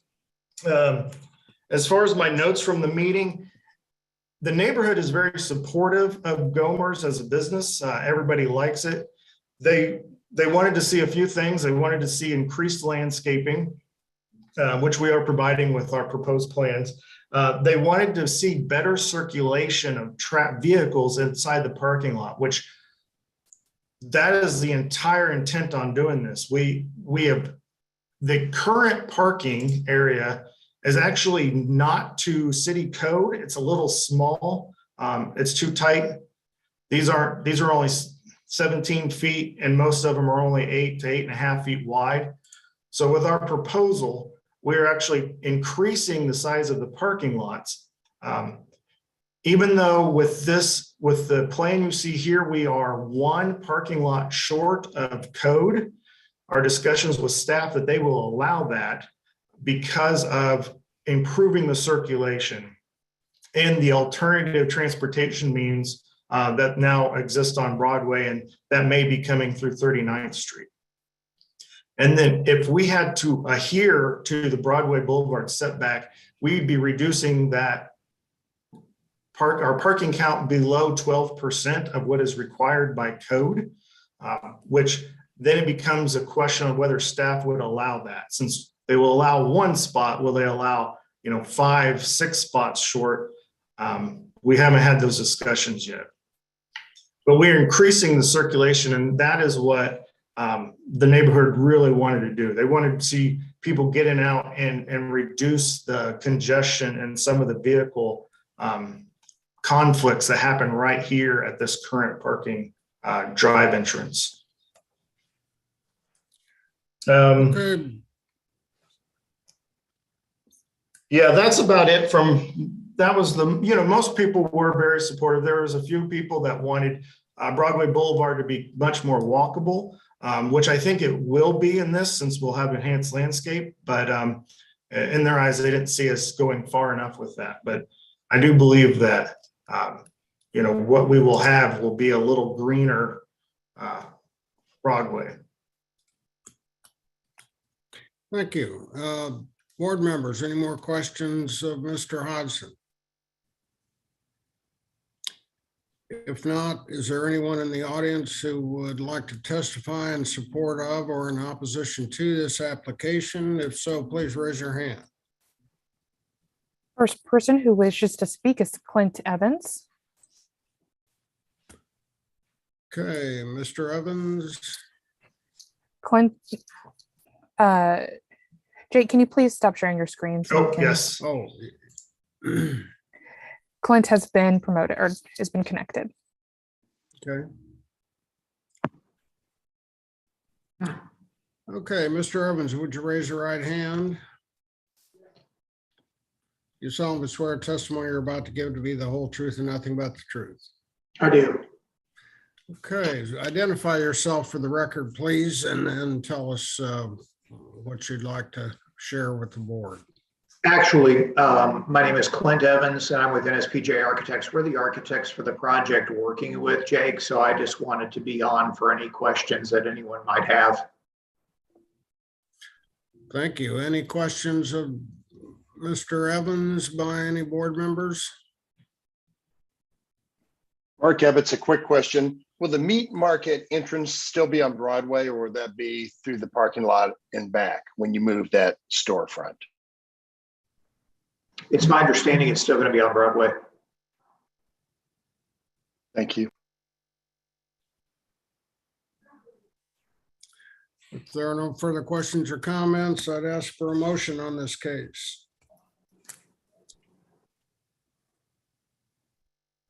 Chairman Kelleher, in case number 57, I recommend the board grant the approvals in accordance with the site plan and staff reports located herein. Is there a second? Second. All in favor signify by saying aye. Aye. Aye. Opposed? Chair votes with the motion. The application is granted. Good luck, gentlemen. Thank you, Mr. Chair.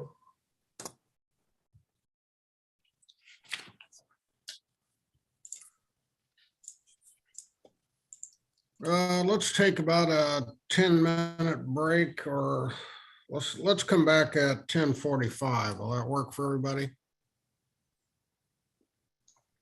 Yes.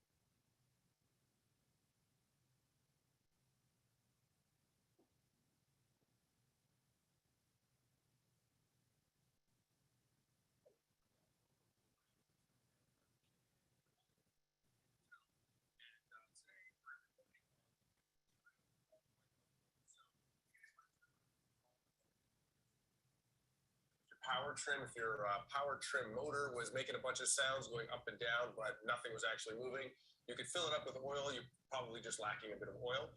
Well, this worked. So when I did that video, I actually added some of this Lucas oil, hydraulic oil booster. So this is actually to help stop the leaking on my trim unit, because it was only like a couple little drops here and there. And this did it. But unfortunately, this fall, my trim unit started leaking again. The cylinder, the seals are gone. So the responsible thing to do is to get this thing either replaced or repaired. So today I'm going to show you guys how to take it off. And I will be sending mine to a place called 5 Star Marine, located in Florida. They actually rebuild them for $500-600, and it's much cheaper than buying a brand new one, which costs $1,200. And you also get a 2-year warranty. So I've heard some good things about this company, so we're going to give them a shot and see if we can't get this bad boy out. So I've had a different feedback as to how long this thing can take. There's a series of tri-lobe and primary pins that we need to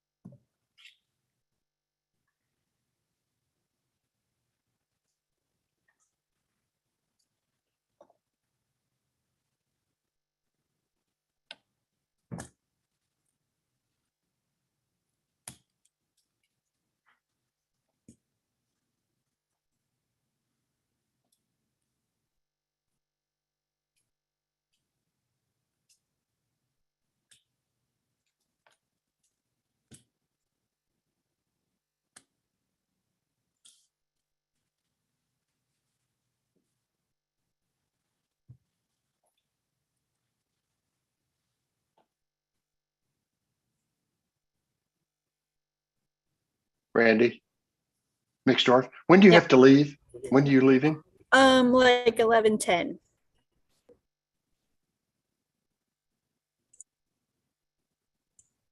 And I should be back hopefully by 1:30 at the latest.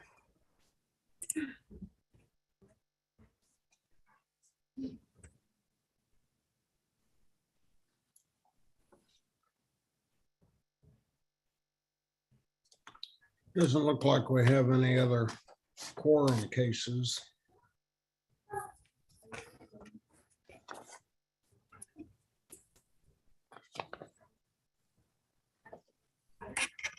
Okay, everybody's back. Let's call item docket number 15, case number 00029. The address of the property is 9005 North Central Street. Is the applicant present? Please raise your hand.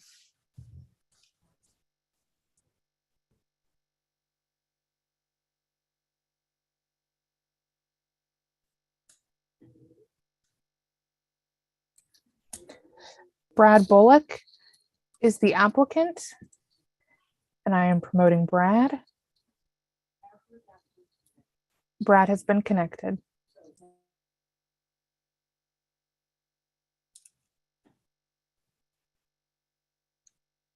Mr. Bullock, would you please raise your right hand? Do you solemnly swear testimony you're about to give to be the whole truth and nothing but the truth? I do. Please identify yourself for the record. Brad Bullock. And do you have any objection to the admission of the 9 exhibits listed in your staff report? You have to answer verbally, please. No. Okay. We'll show those exhibits admitted, one of which is a staff presentation, which we'll have now.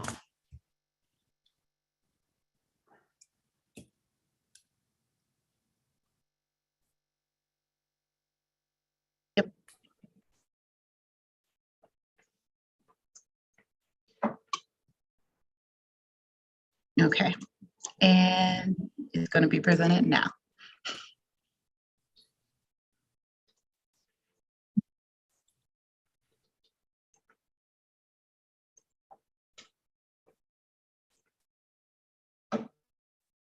Okay, good morning again. Before us, we have docket item number 15, case number CDBZA 2022-29, located on 9005 North Central Street in R7.5.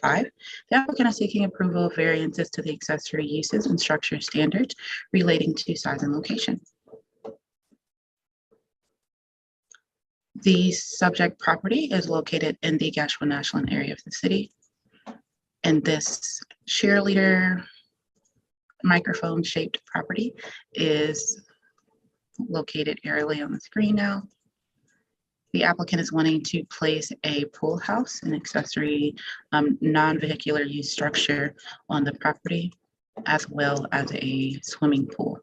Due to the shape of the lot and the location of the streets, the area highlighted in red is considered the front yard of the property, and our accessory uses and structure standards restrict swimming pools as well as accessory structures to exist in the front yard and or closer to the street than the primary structure itself. This is a street view of the property and where the pool and the pool house is anticipated to be located. Again, that variance A is the variance to the maximum accessory structured building footprint, which is in excess of 94 square feet to the minimum requirement or the maximum requirement of 200 square feet. This will not produce a substantial change to the neighborhood, as there is a lot of tree coverage around the subject property. And yes, the change in design may obviate the need for variance. Variance B is to required setbacks and separations. Again, accessory buildings and structures are prohibited in front and street side yards. They may not be closer to the street than the principal building. The applicant is requesting a variance of 100%. I don't know where that percentage came from. And the substantial change, there won't be a substantial change similar to what I've said before. And if the design was changed, yes, it may obviate the need for the variance. Swimming pools are allowed to be on the side and rear yard. Again, the location of the pool would be considered an interior side yard if there were a street there. But because of our street side yard standards and our front yard standards, it's considered the front yard. So they are, again, requesting a full variance to this requirement. No, a substantial change will not be produced, and yes, a change in design may be able to obviate the need for the variance. These are, again, the overview of the variances. A variance of 94 square feet to the footprint area of the accessory structure, a variance of 100% from the standard for where accessory structures can be located in relation to the principal structure, and a variance to the swimming pool existence being in the front yard versus a side or rear yard. And that concludes my presentation. Thank you. Anybody have any questions for staff? If not, Mr. Bullock, please tell us why we should grant your application. One of the main reasons why we chose to locate the pool in that general area was because there's a septic system that is pretty much in the rear of the property. How short the yard is, that would kind of be the only placement option for that area. The customer of ours has also gone around to each one of the neighbors, to get signatures, stating whether they're okay with the pool or not, being there just to get an opinion from everybody that's going to be seeing the pool. That's just kind of the only location that we really have for them to get a pool in their yard. How close is the nearest residence to the pool?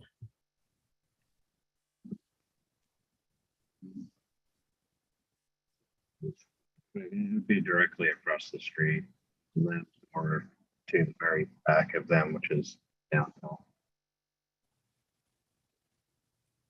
Okay.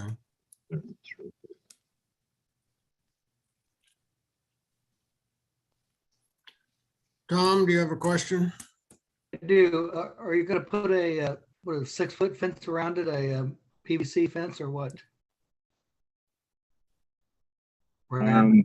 The fencing option.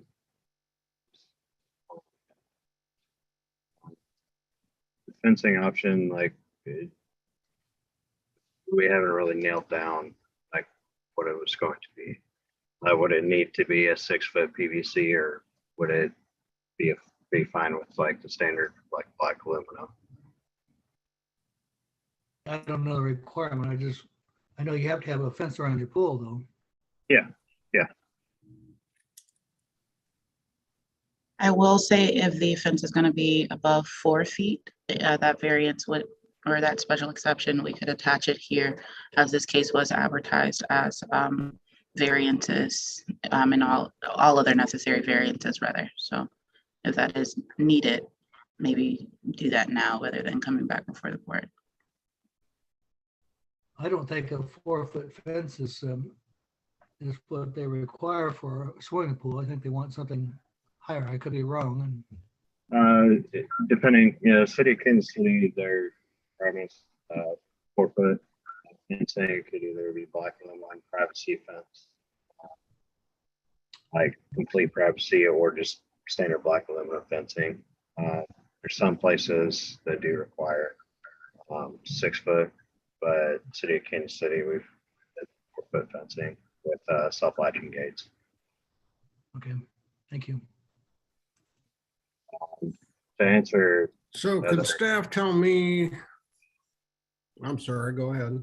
I was saying, to answer the other question, the 9012 distance from the front of the house is 125 feet in front of the house, but they do have houses to the rear of their property that are 105 feet from the backside of the house there. Those are the ones that are to the backside of the house, or we're downhill slope to the back. So they wouldn't exactly be able to view it unless driving by it. Okay. So could someone on the staff advise us how will we be sure that the fence requirement is met if we grant the variance today? That we don't permit fences. There would likely be an inspection for the swimming pool. Again, that requirement is 4 feet if the pool is more than 2 feet in depth, and it's just required to be a self-locking fence. If they're wanting to go over 4 feet, however, they would need to get a variance today. Okay. Any other questions from board members?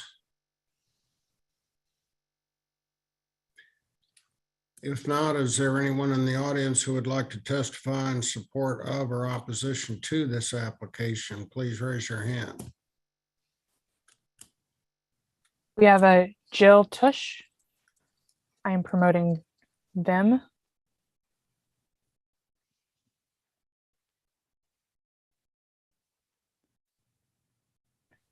Jill's been connected.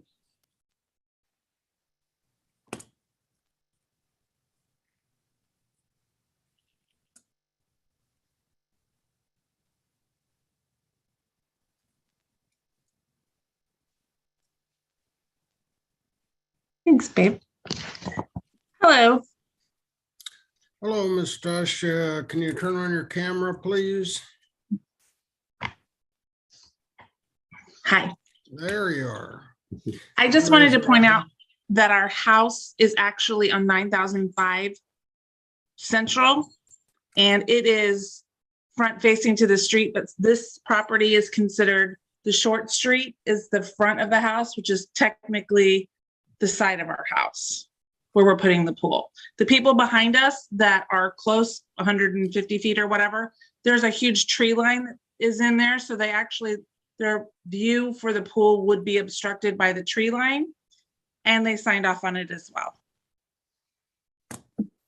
Okay, could you raise your right hand and be sworn?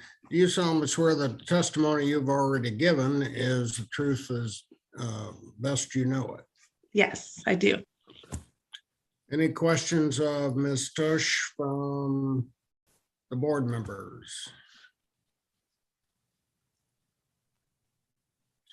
And seeing none, is there a motion on this case?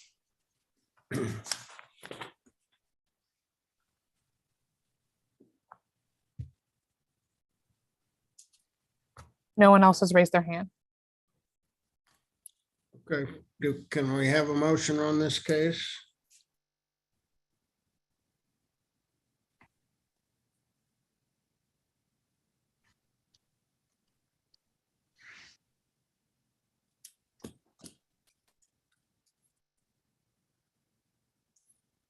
Nobody willing to make a motion? Yeah, I'm coming in, Mike. Chairman Kelleher, in case number 29, I move the applicant be granted the request in accordance with the site plan and staff report. Thank you. Do I have a second? Second. I have a motion and a second. All in favor signify by saying aye. Aye. Aye. Aye. Opposed? Chair votes with the motion. Your application has been granted. Good luck. Thank you. And I'm going to hop off for now, and I'll be back here hopefully by 1:30 at the latest and rejoin then. We'll wait patiently for your return. Okay, docket number 16 is case number 00062. The address is 1231 West 57th Street. Is the applicant present? Please raise your hand.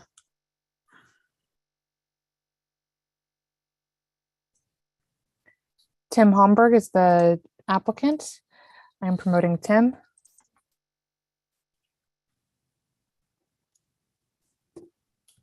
Tim has been connected. Hello, Mr. Homburg. Would you Good raise your morning. How right are you hand? doing? You solemnly swear the testimony you're about to give to be the whole truth and nothing but the truth. I do. And please identify yourself for the record. Tim Homburg, NSPJ Architects, 3515 West 75th Street, applicant.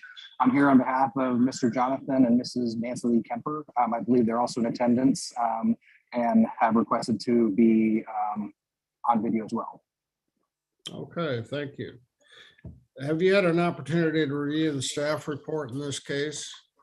I have. Do you have any objection to the admission of the 9 exhibits listed on the last page? I do not. And just of note, there are a few additional notarized letters from adjoining neighbors in support of the project that came after the deadline. But I believe we'd already sent those to city staff. Okay, very good. So first of all, we will have a presentation from staff on your case. Would you please proceed with that, staff members? Yes, thank you. And if the Kempers wish to provide testimony, we need them to raise their hand in Zoom so we can know to promote them. I'll do that after my presentation. So docket item number 16, CD BZA 2022-0062. Subject site is 1231 West 57th Street, currently zoned R6, and the applicant is seeking several variances to accessory structure standards. This property is located in the central portion of Kansas City in the Loose Park area.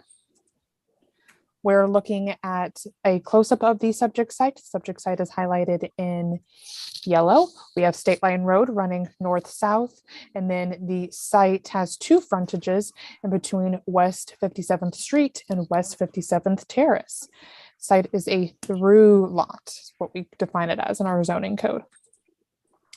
This is a close-up of the site plan provided by the applicant. I have reoriented the site plan. So north is facing the left side of the slide. This is just for clarity so we can see the site plan really zoomed in on the screen. This variances in question focus at the southern portion of the lot. So we have an existing pool house that is being demolished and rebuilt, as well as an existing pool, again, on the southern portion of the lot.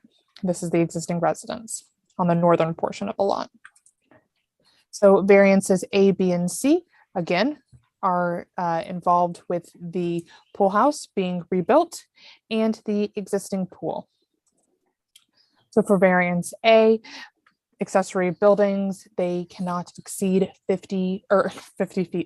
feet in height. The proposed pool house is going to be 11.7 feet, which is a variance of 1.7 feet, as well as accessory buildings are prohibited in the front or street yards. This pool is in technically the front yard of West 57th Terrace. So let me go back to the aerial view. This is a through lot that has two front yards, one on West 57th Street and one on West 57th Terrace.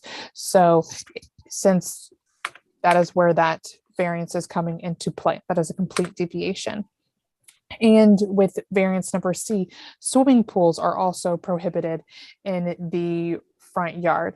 Again, there's two front yards. This is a through lot. They have frontages on two different streets. So this requires a variance to bring the swimming pool into current compliance. That concludes my staff report. I'll be happy to take any questions. Board members, questions? Seeing none, Mr. Homburg, would you tell us why we should grant your application? Oh, before you begin, Mr. Homburg, you mentioned some additional signatures, and I just realized that those signatures are attached to the staff report as Exhibit 10. So we will, those exhibits do meet our requirements, so Exhibit 10 will be admitted as well. Now proceed. Thank you, sir. Paul, I believe, was assisting me locally. Could you go ahead and share your screen, please, so we can do a brief presentation of kind of the history of this part of the lot? Is this another member with your architecture firm? Yes, it is, please. Okay, let me promote who I think is your colleague. It's either Paul Stotts or Jonathan Kemper would be the person who ought to be admitted. Still not seeing them in the attendees list. But someone with the username of NSPJ Architects has been connected. They're sharing with their screen now. Excellent, very good. Yes. Can you see the screen, please? Yeah, and so just kind of a high level, this property has been in the Kemper family for nearly 100 years. It is an estate lot. Obviously, it does have that through lot look. To give a little history of this lower part of the lot, the original pool house and formal garden, the pool house was designed by Edward Tanner. If you can recognize that name, he designed the plaza.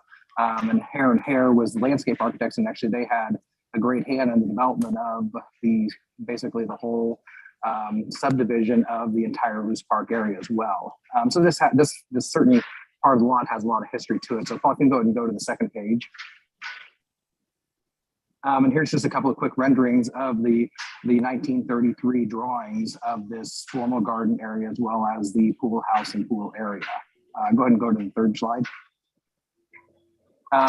So this kind of gives a little bit of the history of the top photo depicts the actual original I believe 1930 historic structure. Unfortunately, in 1951, the roof of the structure caught fire. In subsequent years, they've worked to kind of, remodel the existing pool house to the state that you're seeing on the bottom slide below. And what has happened is that the structural conditions of the foundation are such that it really, necessitates a need to demolish the structure and rebuild it in place. And so with that in mind, the Kempers desired to bring the pool house back to the original Tanner design, which is kind of this Tudor style with the timbering and the stucco. And so that's what we had submitted for building permit, which actually is, again, back to the original.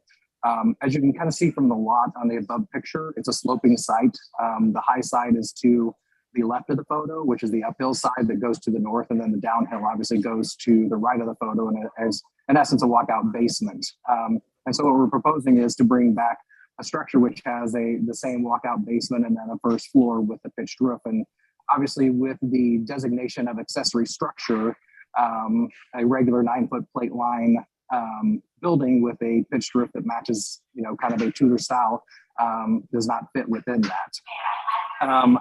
And so what we're really looking to do is the footprint of the proposed structure is fitting exactly onto the footprint of the historic structure. So we're not going to increase in size or move the structure any variance from where it is previously built. Obviously, since we are demolishing more than 50% of the structure, and that's what necessitated the new building clause rather than a major rehabilitation to the existing structure. If you want to go ahead and go to the next page, Paul. Just kind of a moment of context, we did a little analysis on the old original 1930s Tudor structure, and through just kind of a quick math, and I'm not going to go into the weeds on it necessarily, but if you kind of take the heights of the existing structure and apply that same methodology to the heights of our proposed structure, we're actually going to be shorter than the original structure. And that's kind of what this graphic depicts. And obviously we'll submit this to staff, or I believe we already have, to be as part of the exhibits. If you want to go and go to the next page, please, Paul. I know one of the discussion points with the previous project was about proximity to neighbors. So Paul, if you can zoom in onto the upper graphic first, please, so they can see that a little bit better.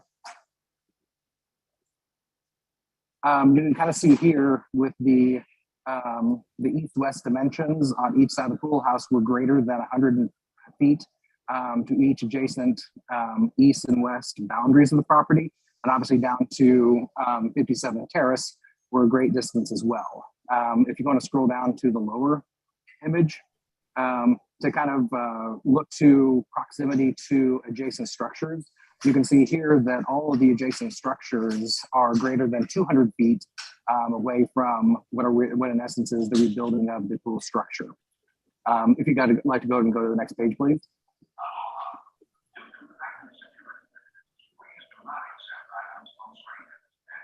And the Kempers took a great effort to go around and visit all their neighbors. This is some of the graphics that they presented to the neighbors. And you can see from the photos of the views from the pool house going east, south, and then west. The lot is obviously very mature with its tree and shrub growth.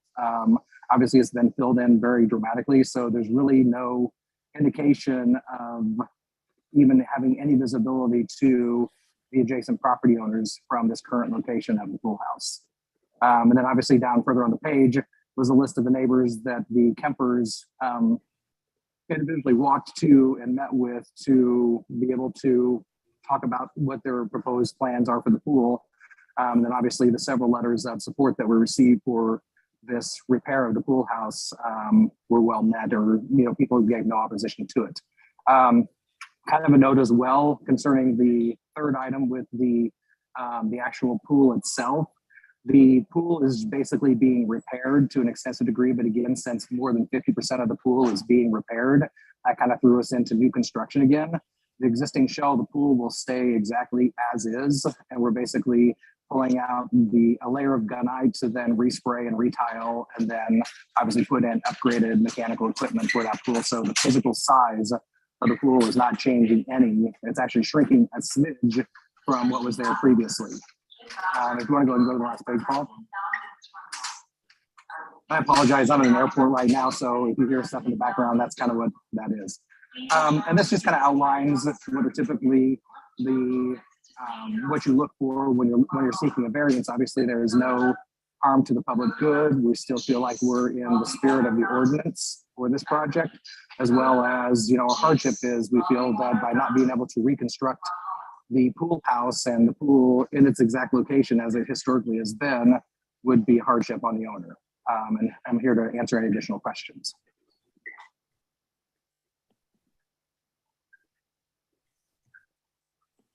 Any questions from board members? If not. Can you stop sharing your screen? Yes, before you do, however, well, that's okay. Let's, we're going to need to label that presentation as Exhibit 11 and have your staff send it on to city staff. Can you do that, Yes, we Mr. will. Homburg? Yep. Okay, well then we'll show Exhibit 11 admitted. And any board members have questions? Seeing none, is there any person in the audience that would like to speak in support of or in opposition to this application? If so, please raise your hand.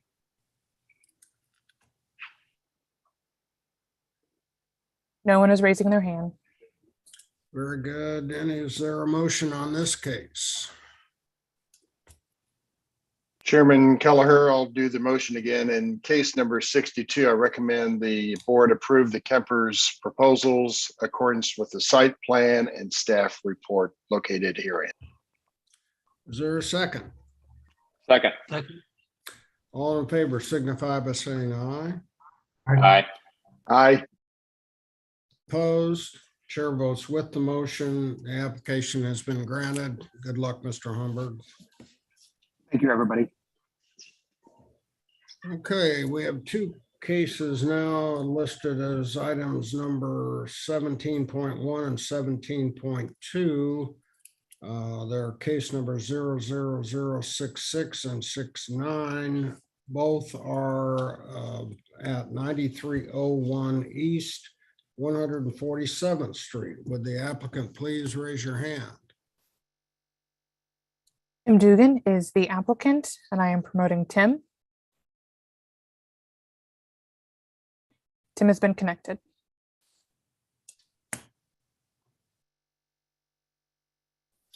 Mr. Dugan, would you raise your right hand to be sworn? Do you solemnly swear testimony you're about to give to be the whole truth and nothing but the truth?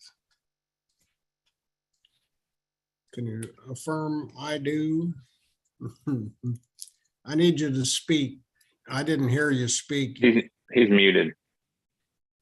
Okay. Mr. Dugan, can you unmute your device?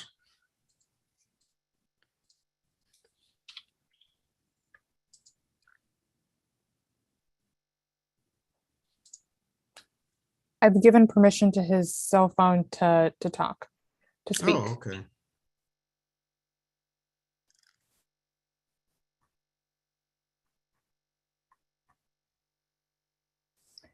The phone should give him some prompts to unmute himself. Okay, guys, I'm sorry. Is that better? Yes, that's much better. Okay. Yes, yes, I do. Okay, very good. That's good enough. Have you had a chance to review the staff report prepared for your case? Yes, Or I should did. say reports. There are 9 exhibits listed on the last page of each of the reports. Do you have any objection to their admission? No. I will show those exhibits admitted. Staff, would you present us with the PowerPoint, please? Absolutely. Thank you, Mr. Chair. Before us, we have docket items number 17.1 and 17.2. These are case numbers CD BZA 2022-00066 and 69, located at 9301 East 147th Street, zoning district R-80. The applicant in these cases is seeking approval of a variance to the front yard setback requirements, as well as a variance to the vehicle use area standards of residential districts. This is the location of the subject site down near Grandview and Lee Summit. It's within the boundaries of the Longview area plan. More specifically, it's on 147th Street, just south of 150 Highway. I will mention that this site is the location of an approved special use permit for a nonprofit operation. It's an agricultural youth mentorship program. So the first variance is going to be a front setback variance. They want to do an addition there on the existing house at the front of the property. You can see that there are some mature trees and a pool in the side setback, limiting them in the other direction. So they're hoping to go to the north there. And the other variance is for an internal driveway. The residential district requirements for vehicular use areas limit gravel driveways to residential uses. This is a residential use, but also a nonprofit special use permit. So this is to allow for a gravel driveway that also serves that internal to the property. The first variance, variance A, it is a variance of 2 feet. Substantial change to the character of the neighborhood is not anticipated. The difficulty could be obviated by changes to the design of the structure. Second variance, variance B, gravel driveway and residential district limitation. It's a complete deviation. A substantial change is also not anticipated to the character of the neighborhood, as residential properties nearby can have gravel driveways. It's just that this one is a nonprofit operation as well. The difficulty could be obviated by changes to the design of the driveway. With that, I will conclude my presentation. Thank you, Jared. Are there any questions for Jared from board members? Seeing none, Mr. Dugan, would you tell us why we should grant your application? Yeah, so we have 2 different kind of situations going here. I'm Tim Dugan with Phronesis, and we're representing John Gordon and the Boys Grow nonprofit organization. They previously had expanded a demonstration barn for their youth agriculture program on site, and during that SUP process, when they built it all out. Beyond the main entry to the drive and the parking area, they were allowed to install gravel back up to the barn itself. And we learned about this when we applied for a minor amendment to the SUP to add a demonstration greenhouse. And so this is a bit of housekeeping. Building permits had approved that previously, but when we got into the documents for the minor subdivision, Anna had brought it to our attention that we needed to come back and request a variance for that section of parking that had, or circulation that had already been installed, in order for us to move forward with our demonstration greenhouse. And so in addition, that kind of putting a pin on that one, in addition, the nonprofit executive director has incurred a few members to his family additions, and he needed to build and expand on his house. And so we were just kind of handcuffed on the house encroachment on the front variance due to what Jared had mentioned. There's several mature trees on the west that we don't want to disturb. There's an in-ground concrete pool and hardscape to the south, and we already are on the setback line to the east property line. This is a fairly rural setting along a frontage road off of 150 highway. And so we kind of came at it with two variances. Subsequently from this, on the rear, on the minor subdivision SUP, that will follow if you grant us approval on the back portion being gravel. I'm happy to share my screen to give you a little bit more context if that is helpful. Do you see a Google Earth plan right now, by any chance? We do, Mr. Dugan. We'll call this screen presentation exhibit number 10 and show it admitted, and you'll need to transmit that to staff. Okay. Currently, where my hand is back in this area, this is an older Google Earth image. This is where the demonstration barn was built. And so what we're requesting is this area up in here to remain in place as gravel and not need to be treated as an asphalt driveway and circulation. It would not be feasible for the nonprofit to have that incur that expense. And we had received stamp drawings from the building permit section, and everything was approved on it. And so we were kind of caught off guard when we went to the minor SUP. And that's what's brought us here today, is to resolve this issue so we can expand on a potential greenhouse and to allow us to grow to the north and incur that minor setback variance request for the house expansion, so that my client, John Gordon, can stay on site with the Boys Grow nonprofit.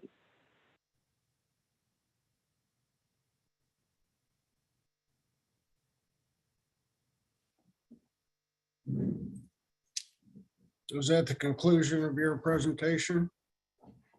Yes, sir. Okay. Any questions of the applicant? Is there anyone present in the audience who would like to speak in favor of or in opposition to this application? If so, please raise your hand.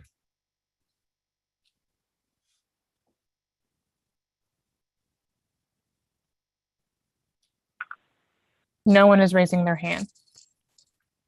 Okay, if not, could I have a motion? And please include in your motion both case numbers. I think we can do it in one motion if you do that.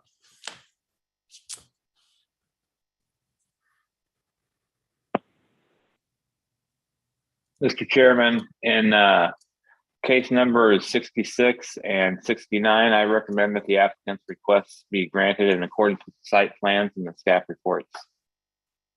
I have a motion. Is there a second? Second.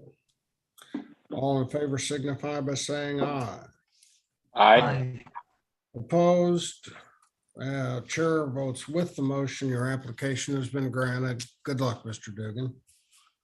Thank you all very much.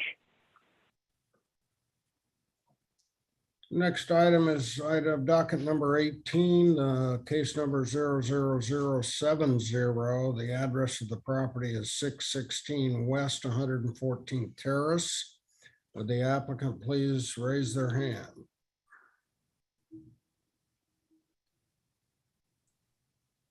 Tracy Pierce. I am promoting them. Thank you. They are the owner of the subject site.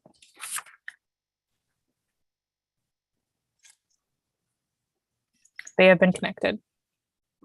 Ms. Pierce, or Mr. and Mrs. Pierce, would you please raise your right hand to be sworn? Do you solemnly swear the testimony you're about to give to be the whole truth and nothing but the truth? Yes. I do. And it's, Please state your names for the record. I'm Tracy Pierce. Michael Church. Oh, I'm sorry. I assumed you were husband and wife, and that was my mistake. We are husband and wife, just two. Oh, okay. How'd I know that? Okay, so have you had a chance to review your staff report? Yes, And do you have any objection to the admission of the 9 exhibits contained on the listed on the last page? no, We'll show those exhibits admitted and ask staff to give us their presentation, which is one of those exhibits. Good morning again, everyone. Before us, we have docket item number 18, case number CD-BZA 2022-70. The subject site is located at 616 West 114th Terrace, excuse my lisp, located in an R7.5 district. The applicant is seeking approval of variances to the platted build lines enforced in the lot and building standards, platted build line restrictions. The subject site is located in the southern portion of the city. This is the aerial view of the subject site with cross streets at West 114th Terrace, as well as Jefferson Street. This is a elevation drawing as well as a site plan survey of where they are proposing these new additions. Under the zoning and development code, chapter 88, lot and building standards, they would have space to build new additions without the need for a variance. However, the platted build lines are more restrictive and is requiring them to come before the board today. This is a overview of the plat that established the build lines initially. And this is a street view of the property where they're proposing to build at this portion of their home, as well as this further back portion over here. Variance A is to the platted build line for the front yard. The applicant is requesting a variance of up to 10 feet from the requirement to align with that allowed by the conventional lot and building standards of chapter 88. No, a substantial change will not be produced in the character of the neighborhood, and a change in design may obviate the need for the variance. However, it may not allow for the applicant to build in the manner in which they are requesting. Variance B is to the platted build line for the street side yard. The applicant again is requesting a variance of up to 10 feet from the requirement to align with that allowed by the conventional lot and building standards of chapter 88. No substantial change will not be produced. And again, the change in design may obviate the need for a variance. This is an overview of those variances once again, and that concludes my presentation. Thank you. Any questions of staff? Seeing none, would one of the owners like to tell us why your application should be granted? yeah, thank you, Mr. Chairman. When I moved into this home in June of 2020, it was myself and my 2 sons. And since then, I met Mike Church and we got married in January of 2022, and he's subsequently sold his home in Overland Park and moved into our house here. So as a result, we have now 4 adults with 4 vehicles living at the residence. And Mike and I both require a home office for our jobs. So what we would like with the 3rd car addition is to be able to help protect our vehicles and be able to minimize any street parking. And then with the 10-foot addition off of the west, that would allow us to have a 2nd home office as well. And we feel like that these 2 proposed changes would meet our living and our work requirements. Okay, any board members have questions of the applicant? Have you spoken to your neighbors regarding this request? There have been some questions when we posted the sign. It didn't seem to be any concerns. It was more curiosity. Okay. In that case, I'll see if there's anyone in the audience who would like to speak in support of or in opposition to this application.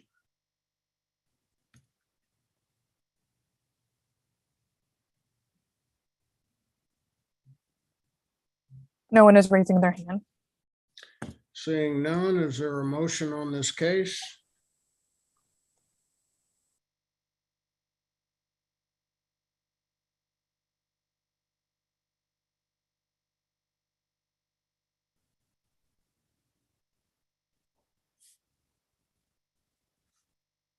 Mr. Chair, I would move that the board grant the requested variances in case number 70.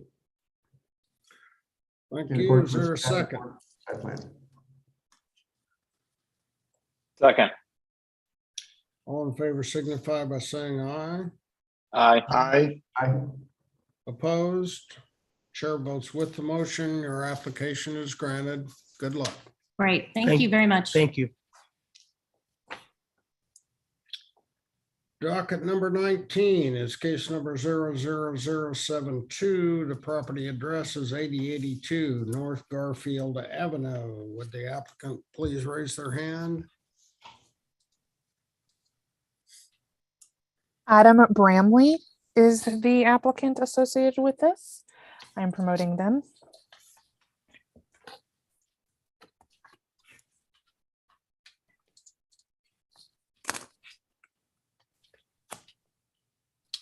Adam has been connected.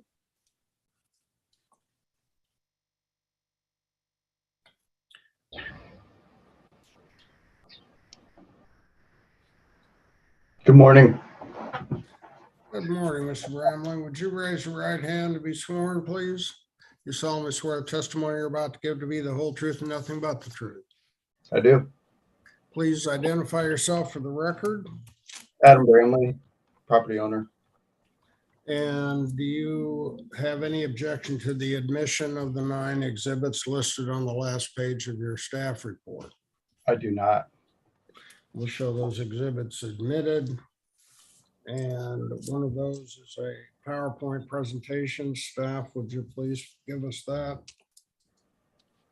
Yes, Mr. Chair. Before us, we have docket item number 19. This is case number CD-BZA-2022-00072, located at 1822 Northeast 80th Terrace, zoning district R-7.5. Applicant is seeking approval of a variance to the front yard setback requirements. This is the location of the subject site. It's within the boundaries of the Gashland-Nashua area plan near Gladstone, as you can see on the associated map.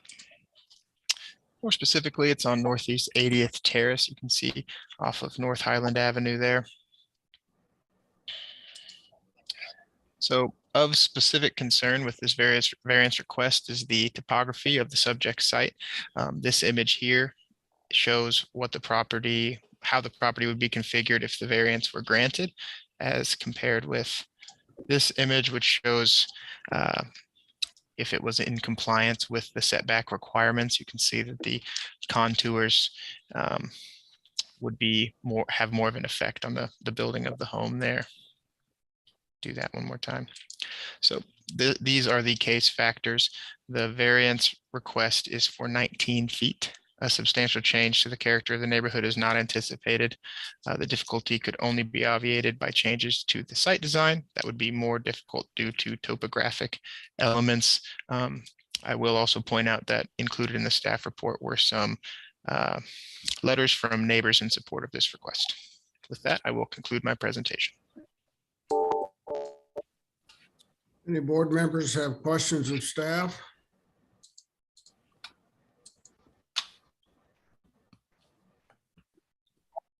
If not, Mr. Bramley, please tell us why we should grant your application.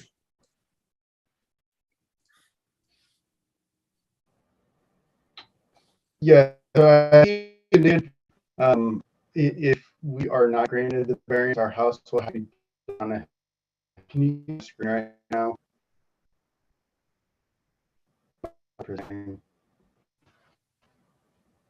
Mr. Bramley, you're cutting out quite a bit. Have you got? Can you guys see the screen okay? We can see your screen, but we can't hear you very well, Mr. Bramley. It is cutting out a lot. Do you want me to try and call in? Well, that's better if you get closer to your microphone, maybe that'll help. Okay.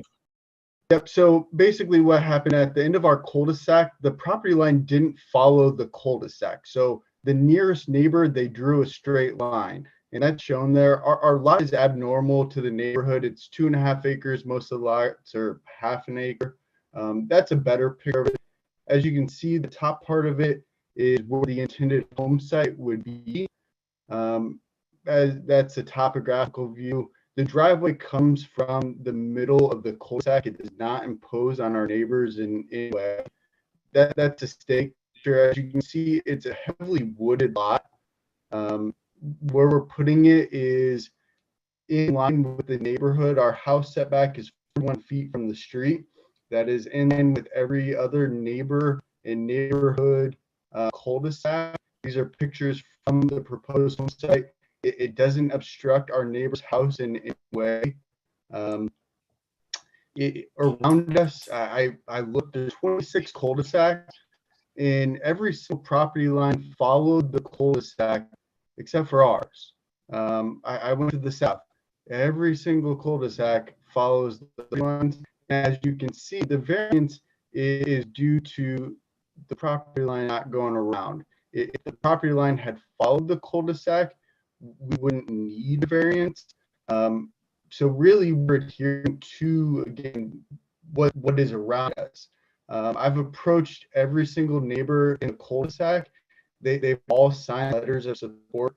Here's pictures of up on the hill. This is looking down the hill. I'm at the very edge of where the back of our house would be. If we had to move it back another 15 or 20 feet, it's unbuildable without major piers. We'd have to pier most of the house. The other thing that's unique about this lot is when they built the neighborhood, they dumped all the other rock and debris and fill down our property. So we're gonna have to spend a lot of extra money, grading it out, and really we're making an eyesore much more appealing, in my opinion. There's another picture looking up the hill to show the grade of it. So the variance again is just, had they followed the street, we wouldn't even need a variance. So I hope with the support of my neighbors that we are granted our request.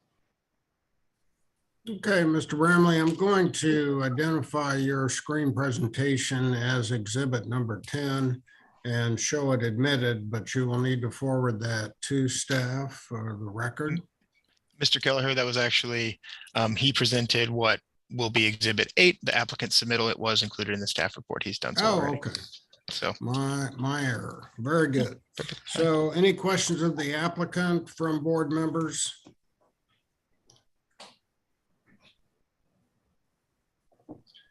If not, is there any person in the audience that would like to speak in favor of or in opposition to this application? Please raise your hand.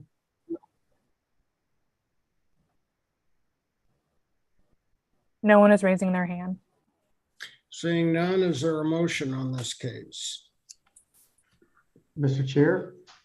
Yes.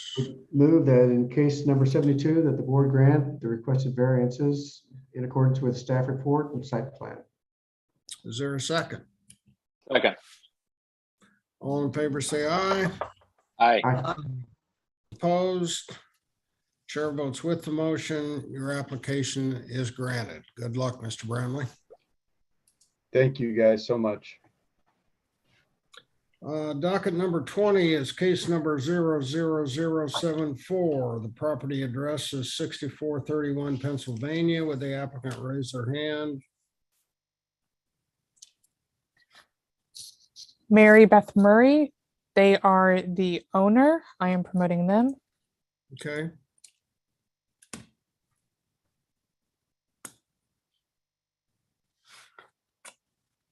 Mary has been connected. Go away.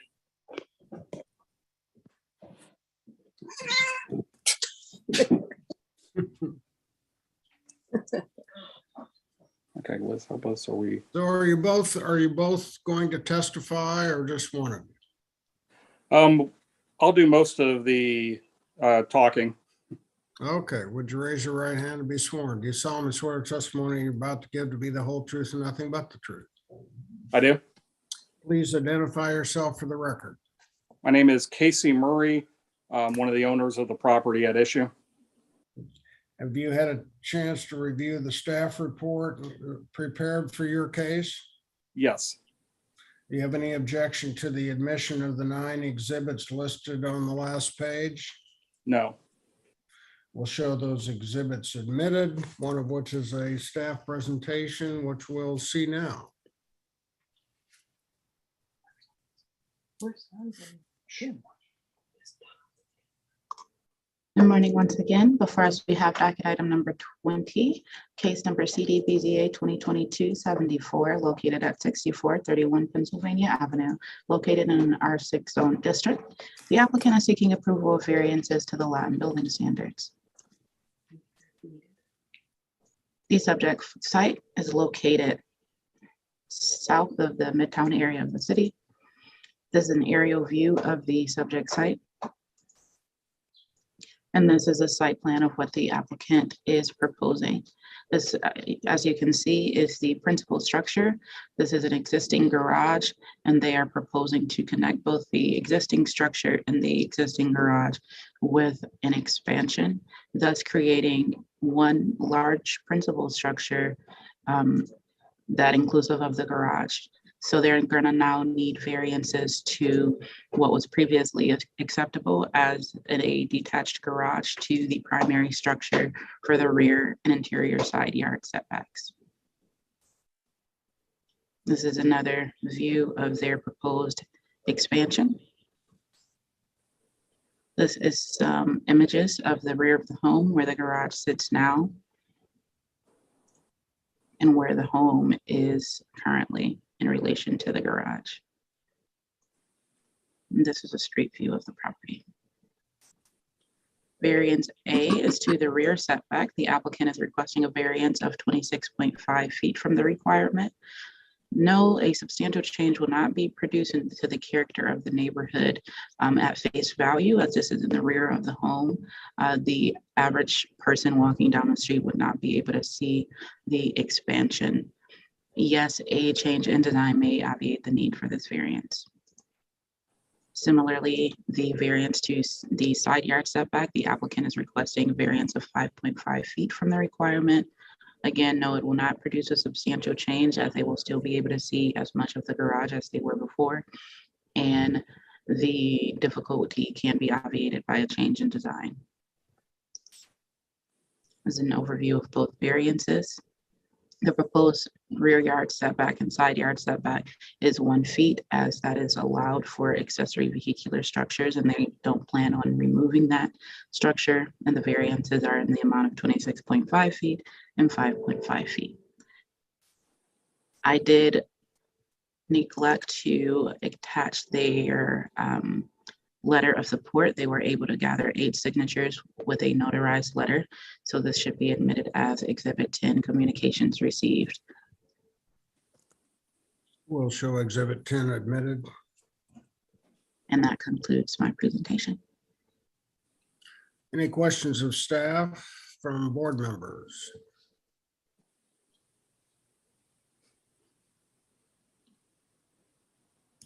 Seeing none, Mr. Murray, would you tell us why we should grant your application? Thank you. The goal of this expansion project, or this project for the house, is to allow for multi-generational living in the area. My mother has lived there almost 40 years now and would like to age in place in the neighborhood where she's been for quite some time, surrounded by her neighbors and friends. To help facilitate that, the goal is to redesign the house so that my family can move in and my mother would have a place to stay on the property, connected to the house, so we can all live together with enough space for everyone. So the goal of this project is to allow for multi-generational living on the property. Is one of the persons that signed your affidavits in support the persons that live to the rear of the property where the greatest variance is going to be? The people to the east behind the property, no, they were not. That house is, I'm not sure who's living there right now. It's under construction as well. And it doesn't appear to be fully occupied. There's people there at times, but it's not a, it was difficult to find them, find a time where anyone was in the house. Okay, can you tell us approximately how far that house is from your property line? I couldn't begin to guess, and I'm terrible with distances off the top of my head. It's a ways back from the fence line. Okay. Chairman, there are technically two homes that abut the rear of the property, or two lots. The one that is to the south of the rear of the property is about over 40 feet away, and the home to the north of the rear of the property, their garage is right on the property line like any other garage, so about 1 foot, but to the property itself is about 30 feet or more. Thank you. If you want to see it on parcel view, or I'll pull it up for you all, but. No, I think that's adequate for me unless some other board member would like to see it. Any board members have questions of the applicant?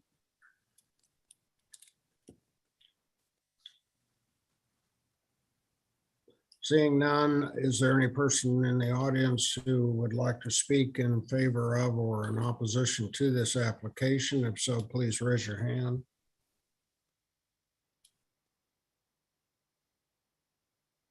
No one is raising their hand.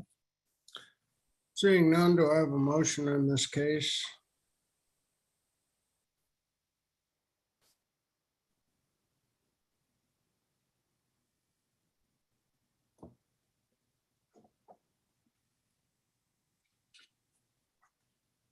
Mr. Chairman.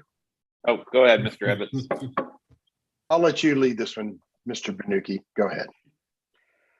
In case number 74, I have moved that the applicant's request be granted in accordance with the site plan and the staff report. Do I have a second? Second.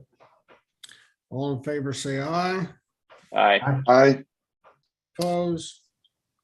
Chair votes with the motion. Your application is granted. Good luck to you. Thank you.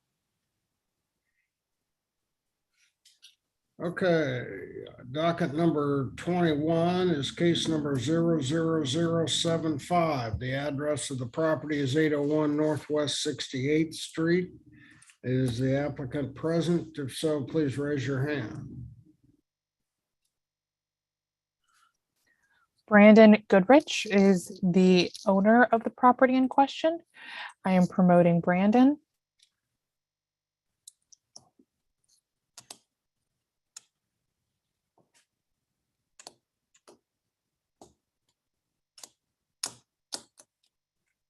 Brandon has been connected.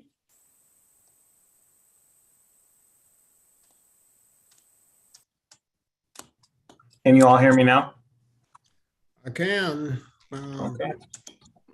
Mr. Goodrich, would you raise your right hand, please, to be sworn? Do you solemnly swear the testimony you're about to give to be the whole truth and nothing but the truth? I do. And do you have any objection to the admission of the 9 exhibits listed on the last page? I should say 10 exhibits listed on the last page of your staff report. No, I don't. I'll show those exhibits admitted, one of which is a PowerPoint presentation, which we'll view now.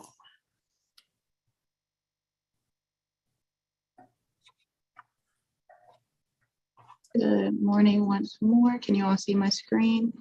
Yes. Is it the proper one? Okay. One moment.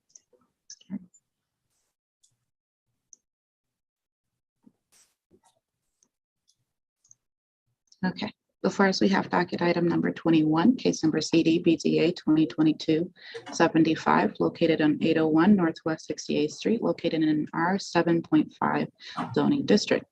The applicant is seeking approval of a special exception to the height of the fence to have a 6-foot fence in the front and street side yard setbacks.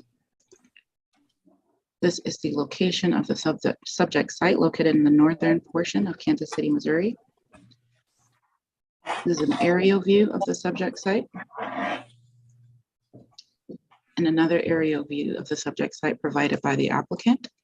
As you can see, the site is a little strange as it is to the rear of another parcel, city-owned parcel, so it's pushed back from the street quite some feet, but this would be considered their front yard and this would be considered their street side yard here. Honestly, this whole roundabout. This is also the location of the proposed fence. This is a street view of the property. That special exception again is to 2 feet above what is allowed. No, this will not produce a substantial change to the area or create any detriment to the oncoming traffic as it is pushed up a bit. The contours of the land elevates this property above the street. And a change in design may obviate the need for this variance, but does not necessarily assist the applicant's request. This is an overview of that fence variance once again. And if the applicant wished to present the presentation they've submitted to me, they can. But that's up to you if you feel like I've missed anything or they need more information. Yes, I would like to, please. Would you like to present that on your own or you want me to pull it up? I can present it on my own if I can, as long as I can get to the right screen. Yes, I'll go ahead and present.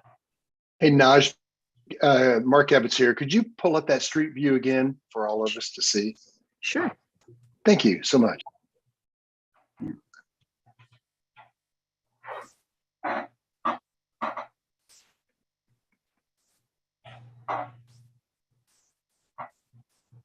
This one? That's the one. Thank you. Give me a second here to peek at it. Sure. So, Najma, maybe with your mouse pointer, where's that? Yeah, thanks. Right in there. And around here, but this is blocked off by trees. This is another street behind here, so it's really a 3 street abutting sides, which is portion of why they need the variance in the back here, and then over to this way and push it back from the street, but still consider their front yard here. Right, then I think the presentation I have will show you kind of exactly where the proposal is for the fence. Thank you, Naj. You're welcome. Okay, give me 1 second, make sure I got it. Okay. Let me know when you can see my screen.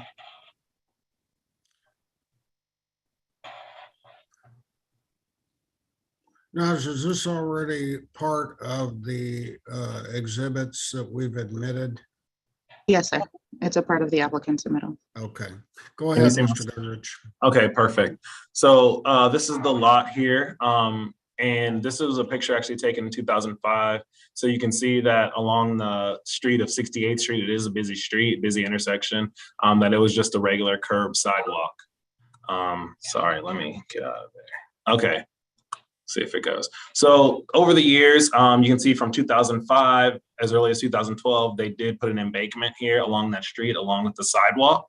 And so it does have an embankment here, but I did show this as an example that pretty much throughout the years, you can kind of tell if someone is home or not, or whether that person is present. That's one of the things I was looking to get, is some privacy there. So the proposal, once again, Najma already said that this is city property here. So I actually just got in this house as of May of this year. And the first thing I wanted to do was to put some sort of fence here, for a privacy fence here, to possibly go on as where the property stops here, or get a survey and see if I need to have the go to here to the property end. But really, I was looking to go to the end of the house. This is Kansas City property here, and so I was not looking to go all the way along here just in case Kansas City needs to do anything on this property. This is another layout that shows the Madison Street. So this is North Madison Street, which is right here. I do have a neighbor straight directly south of me. I have an on-ramp to 169 Highway South right here. And then this is 68th Street.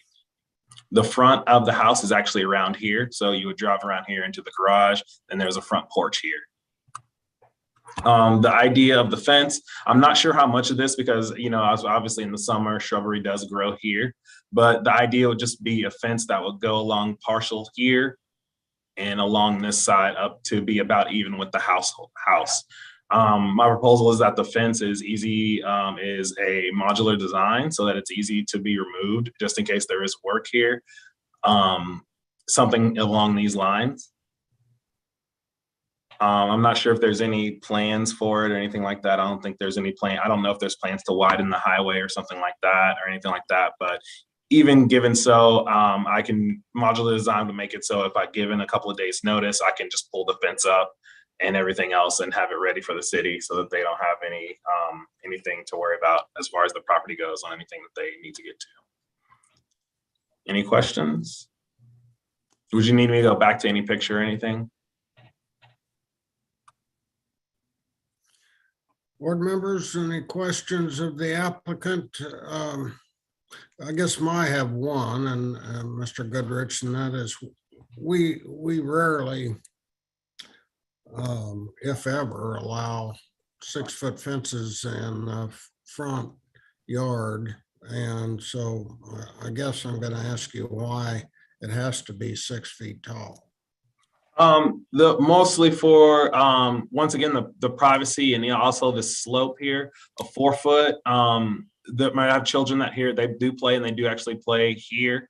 And I would like them to not have the chance to have balls or anything go out into the yard for their safety. The other thing is that this is one of the children's bedrooms right here. So obviously it's noise reduction and safety as well. One of those things. Anyone can walk along the street here, car accident kind of thing. So I'd like a barrier kind of to be there. I think recently there hasn't been any accidents as far as since I've been in the property for a few months, but that's the idea. It's mostly for the safety of children that live there. Well, my concern is that, especially with that elevation, the 6-foot fence will look like a 10-foot fence.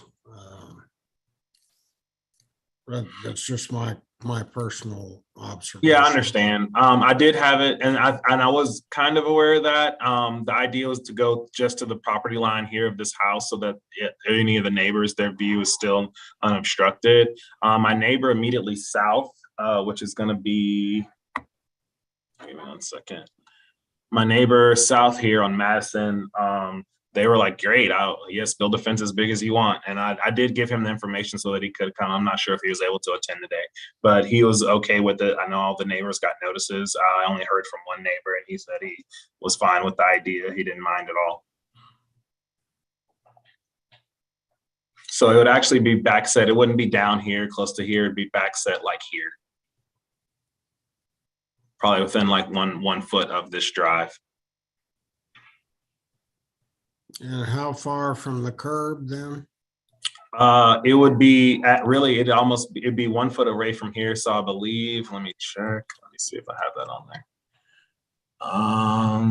At 150. I'm not sure how far back that is. I want to say it's about a 5 to 6 feet away from this retaining wall, and then you have the sidewalk.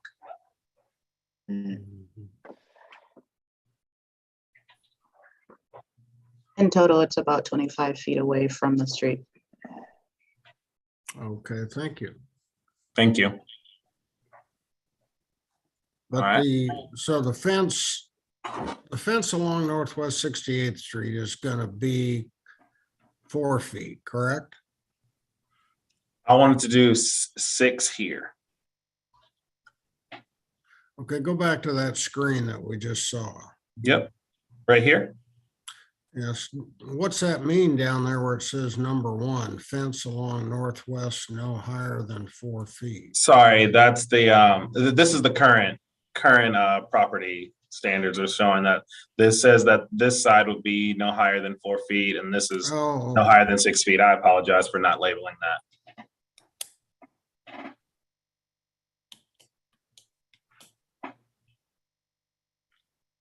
It seems like it might have been Okay. like a grandfather property that had a nice busy street built around it. So I think that's why the drive was facilitated there. And I didn't know that this wasn't part of the property until I started looking into the fence. Okay, board members, questions? Well, it is oriented oddly. It's a unique property, but as one board member, I'm looking at the grade between the busiest street and the house, and it seems like just a 4-foot fence, which is what the code requires, is going to get you pretty much everything you want given the grade. So that's kind of where I am right now. Okay. Mr. Goodrich? Yes. How old are your children right now? They are 8 and 6. 8 and 6? Yes. I understand my other board members' issue with the 6-foot versus the 4, but I think you mentioned part of it too is, It's sports. Yeah, it is sports. I actually have a basketball goal right here. We're already contending with balls going into the shrubbery here, but yes, they are very active, both football and soccer players and everything else in between. But that is the concern: balls bouncing and going up over there, and the ability for them to be tempted to jump the fence is no, we're not jumping the fence. Let it go. Yeah, being so, this is a pretty unusual lot.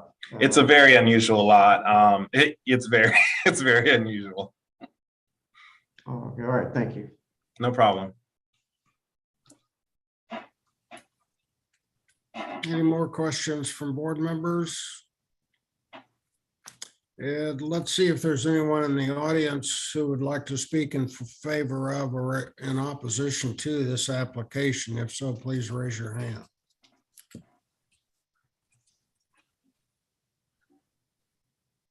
No one is raising their hand. Thank you. Seeing none, do I have a motion on this case?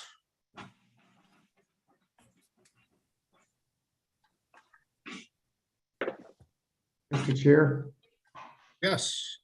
in case number 75, I would move that the board do grant the special exception to the fence height for case number 75, consistent with the staff report and site plans. I have a motion. Is there a second?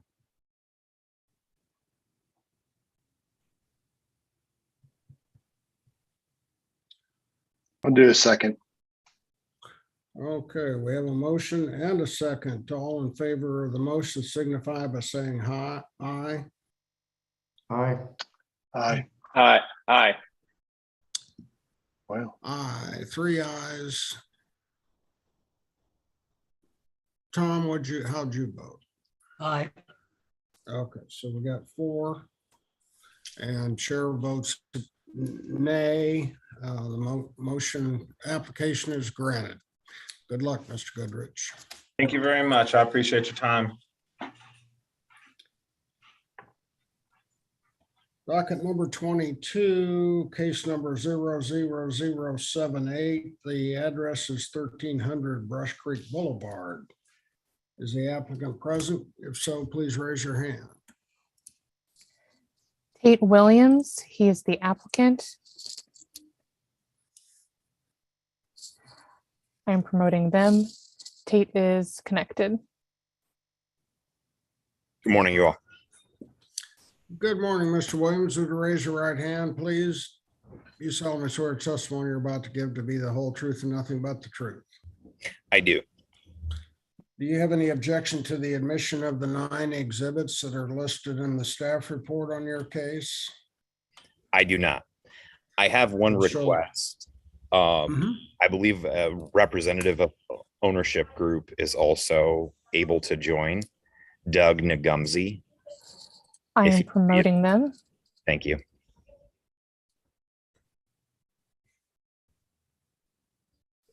Doug has been connected. And Mr. Williams, will Doug be testifying? Do we need to swear them in? Yes, he will. Doug, you're muted. Can you unmute and turn on your camera?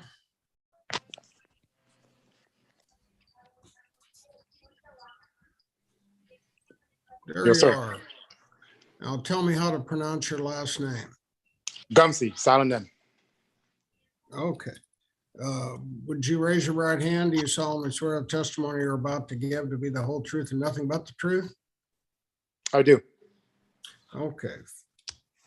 Now, Mr. Williams, are you gonna start, or first of all, we haven't seen the PowerPoint presentation prepared by staff.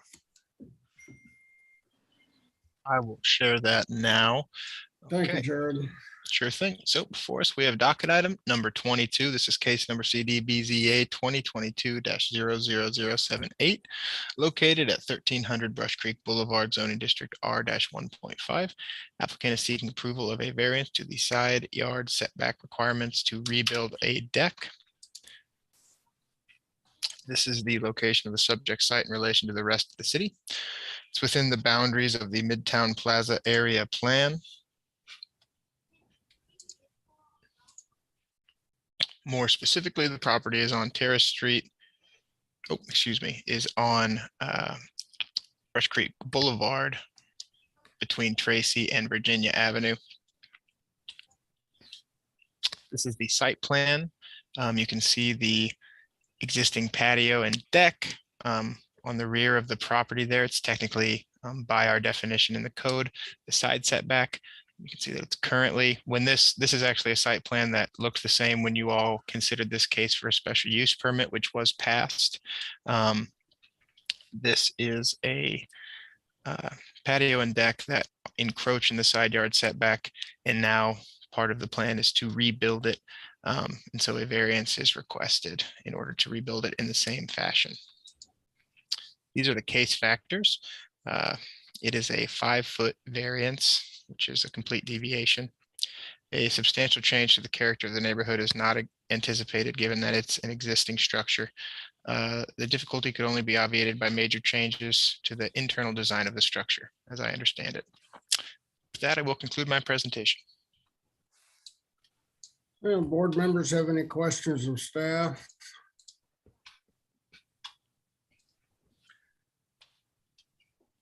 If not, whoever is going to present, please tell us why we should grant this application. This is Tate Williams. I'll speak briefly to the use of the deck and why we're requesting this variance, and then I'll pass it over to Doug to share just very briefly about the use of the building long term. So the plan was approved for variance as stated already. However, in the plan that was approved both by the BZA and by city planning, the deck was cited to be repaired. However, as the general contractor on the project, once I began the process of that repair work, it became very clear that repair was not going to be feasible and safe. So rebuilding is the direction that we're proposing for this deck. This deck provides an egress for the second floor exit from the rear of the building. So it's a necessary item to have in place. The building is a brick structure, as you can see in the photos. So adding an additional egress somewhere else is going to be very, very cost prohibitive.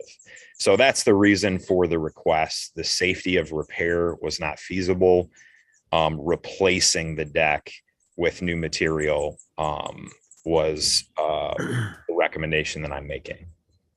With that, I'll conclude my presentation and hand it over to Doug to share briefly about the use of the building. Yes, thanks, Jake. Just overall, the building, as you can see, it's brick. It's a mixed-use building. We have been working at it, very invested in the neighborhood as an organization, Legacy Asset Group, to make it an office space for our incremental development operations, and then also leveraging the top floor for additional housing units to add to that neighborhood.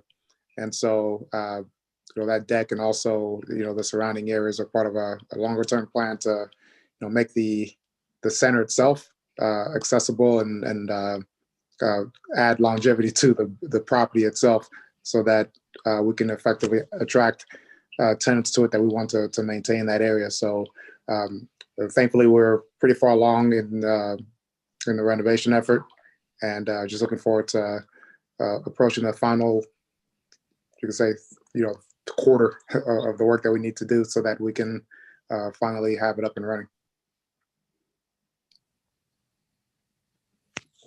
Questions of the applicant from board members?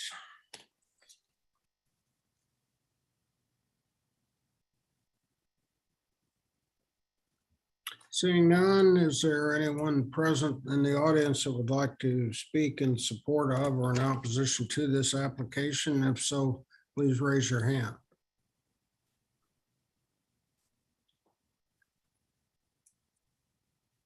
A quick question Nope. to either of the gentlemen. I'm sorry, just give me 1 second. A quick question to either of the gentlemen. So the deck that you're replacing was existing there before. You're not adding on, it's just brand new. Is that correct? Correct. Yeah, it was existing before the current ownership group acquired the property. And the initial thought that the engineer and the architect had was that we could repair it. However, upon seeing the amount of wood rot and disrepair, as we began that repair, it became abundantly clear we needed to use completely new materials and rebuild. Thank you.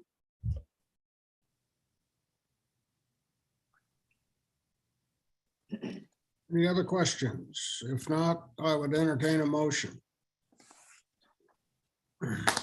Chairman Kelleher, in case number 78, I recommend the applicant be granted the request in accordance with the site plan and staff report contained herein. Thank you. Do I have a second? Second. All in favor signify by saying aye. Aye. Opposed? The chair votes with the motion. Your application has been granted. Good luck, gentlemen. Thank you all very much. Have a great day. Appreciate it. Docket number 23 is case number 00019. The address of the property is 8820 Indiana Avenue. Is the applicant present? Please raise your hand. Michaela Hunter is the applicant. I am promoting them.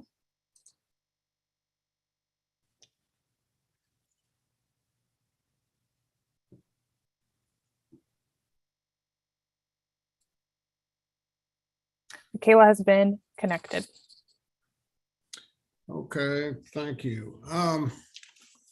So staff, help me here. It seems, as I understand this, this case was dismissed and the applicant is asking us to reinstate the case.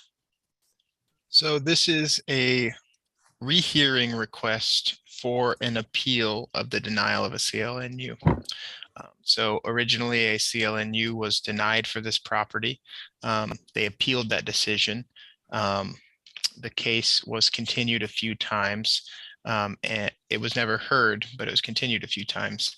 And then in December of last year, it was called, and Chairwoman Otto requested or motioned for it to be dismissed for failure for the to appear before the board. I believe the applicant was under the impression that the meeting started at 1 p.m. rather than 9 a.m. Well, I certainly understand that and sympathize with the situation, but it just occurs to me that once we've dismissed a case, clearly the rules provide for an application for rehearing once a case is heard. But once a case is dismissed, in my view, there is no case and we would have to have a new application. But I would defer to our counsel, Mr. Allegre, on that issue. You had a chance to look at that, Eliard? I talked with Sarah about it yesterday, and she had told me that it takes 4 votes from the original quorum to grant a rehearing. So if you take former Chairwoman Otto out of it, if the other 4 vote to rehear it, based on my discussions with Sarah, it seems that you could choose to grant the rehearing. I don't know. We didn't specifically discuss the issue you pointed out where there was no hearing since it was just dismissed. But that didn't come up in our discussions. But like I said with Sarah, if the 4 who voted initially vote to rehear it, then it could be granted. Okay, who were on the initial quorum? The initial quorum was Otto, Kelleher, Stiller, Ebbets, and Benucci. Chairman Kelleher, I kind of remember that the applicant hadn't come before us for 2 or 3 meetings. And I think that's why we dismissed it, because she hadn't shown up. It wasn't that she hadn't shown up for the December meeting, and I could be wrong, but that's what I kind of recall. Maybe Jared will refresh our memory on that. That's my recollection as well. Yeah, I'd like to know how many continuances has this case had? I would need to go back and review the case file. Give me one moment. As to the reason why the continuances happened, it would take a moment as well, but I can certainly look into that. Give me one moment. I will also point out to Anna that it looks like the owner of the property, Mr. Johnson, has their hand raised, and Ms. Hunter here is just the representative of Mr. Johnson. I am promoting Danny Johnson.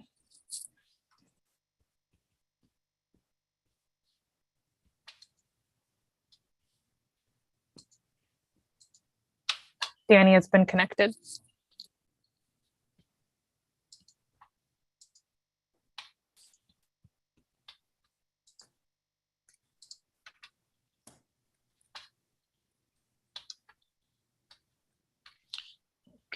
All right, here we go. I got it. Hello, hello. Turn on your camera, Mr. Johnson, if you can. Oh, here we go. There we go. Hello, hello. Thank you. Okay, so given those various comments, a request for rehearing, as I understand it, requires presentation of new evidence that was not available at the first hearing. And we haven't had a hearing, any kind of a hearing. The case was dismissed. So to me, it's a jurisdictional issue. But if the board sees fit to make a motion to grant a rehearing, then we'll all have to vote on it. And I was able to just look into the case history. So it was originally heard, or not heard, but on the docket for the 9/14, the September 14th hearing. Jared, hold on, Jared. What exactly was on the docket? The original appeal. The appeal, right? Yeah, sorry for the confusion. So the I original just wanna be appeal. just want to be really clear about that. Thank you, Jared. Yeah, absolutely. So the original appeal was on the September 14th docket, and then it was moved due to time constraints to the October 12th, and then the October 26th docket due to time constraints. And then staff advised that it be moved to the December docket. I do not have, it's not in our digital case file. I would need to review the testimony from staff in October as to why we recommended that, but I don't know if it was, it appears that we did continue it with fee in November, which generally means that it was per the request of the applicant. And so then it would have been heard in December and then dismissed.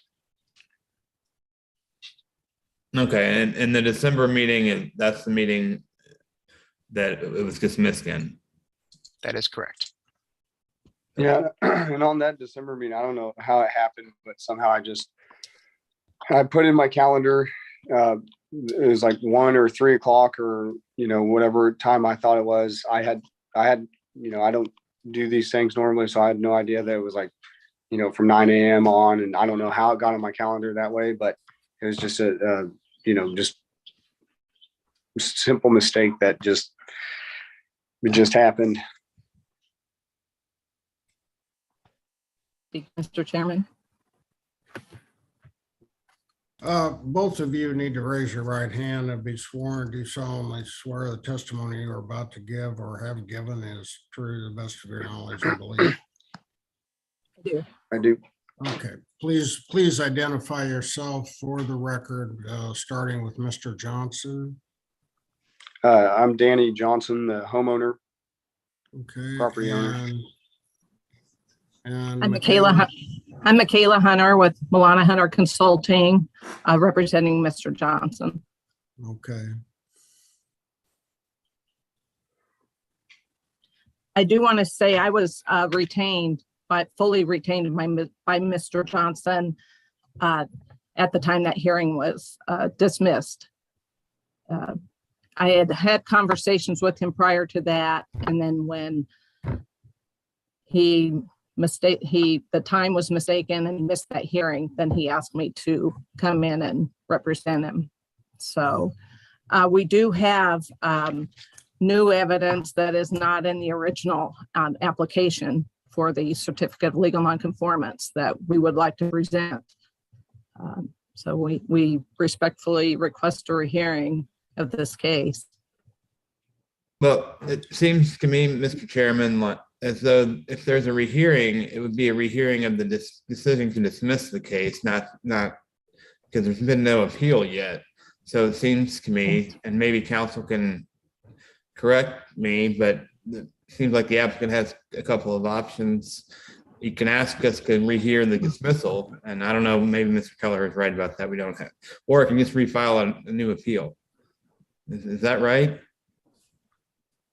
Well, that would be my belief as well. I mean, once a case is dismissed, there is no case, and I am not aware of any. We have specific rules that say when we can grant a rehearing in a case. There's no rule that says we can set aside or rehear a dismissal. Now, I was concerned with the, excuse me, sorry. I was concerned with the time constraint on submitting a new application because an appeal has to be filed within 30 days of the decision of the codes administrator. Right. Well, I understand that dilemma. I believe appeal decisions have to be rendered, or appealed applications have to be filed within a certain number of days from the original decision. So I think by doing the rehearing, it's the only way to sort of keep the chain of when you're allowed to file these different applications. And they did file the appeal with the, I'm so sorry, they filed the rehearing within the time frame that they was necessary in order for it to be valid. Whereas I don't think that a appeal to CLNU would have been within the time frame anymore, since that decision to deny the CLNU was in somewhere around last June. Well, I think what my position is that what we need to do if we're going to do anything is have a motion to set aside the dismissal of the case. And then we're not rehearing anything. We're just going to hear the case from the beginning. We're not rehearing anything. There will be no need to establish that there's evidence that wasn't available at the first hearing. It's simply, do we want to set aside the dismissal and have a hearing? So if any board member is so inclined, we would need a motion to set aside the dismissal. And I don't know if there's any authority for that or not, but. It sounds like, according to our counsel, that we can do that. And so given the mistake that the applicant has testified to making here, I'll make a motion to set aside the dismissal and so that we can hear the appeal. Is there a second? Second. All in favor, say aye. Aye. Aye. So, and the Aye. chair will vote, chair votes with the motion. So we have, again, remember that we have myself, Mr. Stiller, Mr. Roberts, and Mr. Benuki are the quorum, and they will be the only people who can vote on the matter. And the dismissal is then hereby set aside, and we will proceed with the evidence in support of your appeal of the denial of the certificate of legal nonconformance. So having said all of that, staff, do you have anything you would like to present? I do have a presentation actually, so I can quickly do that. So I can, 1 second here, share my screen so that the board is aware of the facts of the case. So before us, we have docket item number 23. The rehearing case number is CD-BZA-2022-00019. The original application was CD-BZA-2021-00105 for the appeal. The location is 8822 Indiana Avenue, zoning district R-7.5. The applicant is seeking to appeal staff's decision to deny a CLNU on the subject property. This is the location of the subject site. It's within the boundaries of the Red Bridge area plan. More specifically, it's on Indiana Avenue. You can see it here. So the previous, well, I guess I'll describe the situation at hand. There are, I believe, 4 permanent structures on the property. And at the time of CLNU denial, there was 1 mobile home structure on the property. So the previous owner filed for a CLNU for 4 structures in 2014. The home was sold to the applicant in 2015. So the CLNU was kind of up in the air during the time of purchase. Site inspection found that the property contained a 5th mobile home structure. The investigator let the applicant know that this would jeopardize the CLNU application, which was then denied for failure to remove the structure. With that, I will conclude my presentation.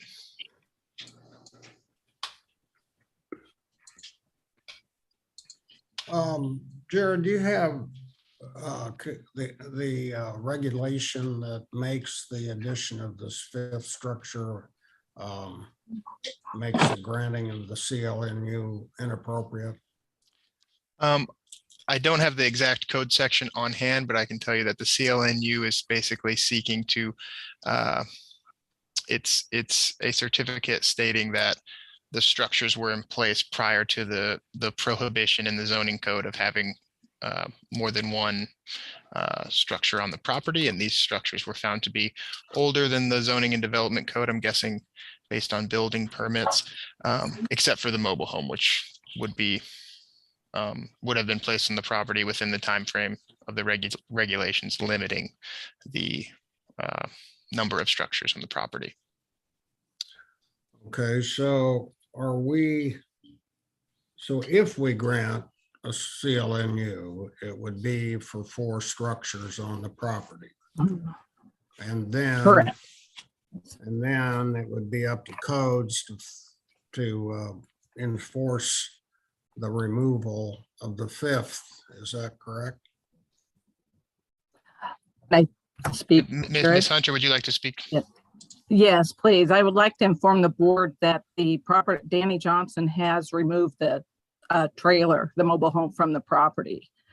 I did email up to Mr. Clemens to verify that, but he did spend a great deal of time trying to verify that the mobile home was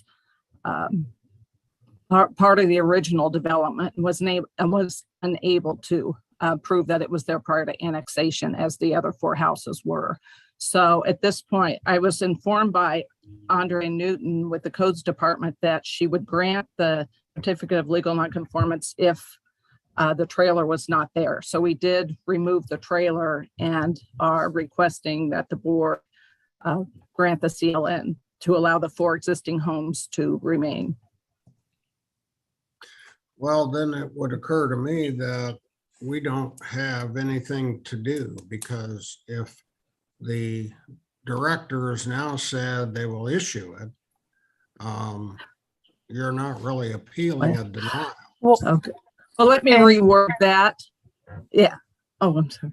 And I think we need to hear from Jim Duddy. He is the supervisor of the codes inspection division. Okay. If the site has come into compliance since the violation or the denial of the CLNU was issued, we would need to reinspect the site to get that certified before we could make the appeal go away. Okay, so that was my next comment. Would probably need continuance of this case one more time to allow the codes department to inspect and certify. So do you have any objection to that? No, sir. None at all. Okay, so can I ask a Chairman question Kelleher? quickly? Chairman Keller, Sure. do we need Mr. Duddy to speak on something? oh, yes, if he wants, I took on his word for it. Mr. Duddy, have you been sworn? Yes, sir, I have. Okay, go ahead. Mr. Noski is right. We would need to reevaluate the property and also reevaluate the CNN. Andrea Newton is no longer with our division. So we would have to review her notes and review the site and determine how accurate everything is. Can we do all of that by July 12th? Yes. Okay. All right, so we would then need a motion to continue this. First of all, is there anyone in the audience who is in support of or in opposition to this application? If so, please raise your hand. No one is raising their hand. Okay, so we need a motion to continue this case until July 12th. So moved. Is there a second? Second.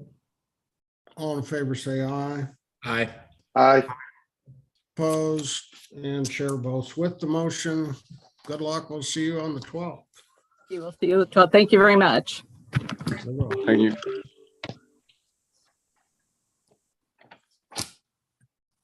Okay, next case is docket number 26, case number 00025. The property address is 3901 North Wayne Avenue. Is the applicant present? Please raise your hand. Brett, the court reporter, correct me if I'm wrong. Is the area code 636 your phone number? Yes, that is. Okay. The other attendees in the waiting room, they are with the last case.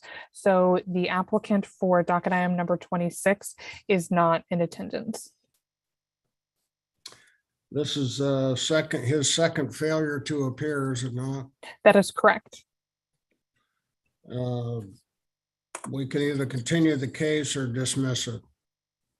So I need a motion for one or the other. Mr. Chairman. Chairman Keller, I move that we dismiss this case for lack of appearance. Is there a second? Second.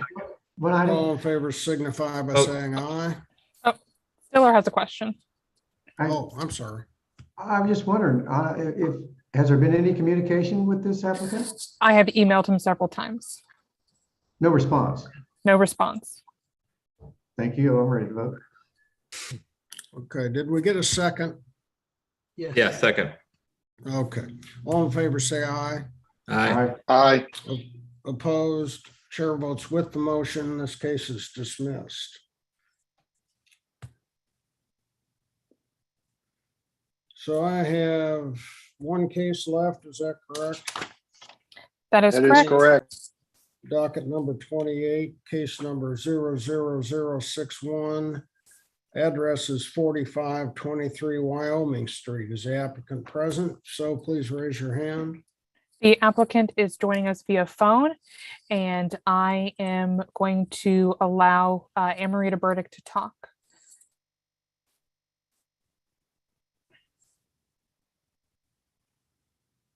The phone should give her some prompts to unmute her phone.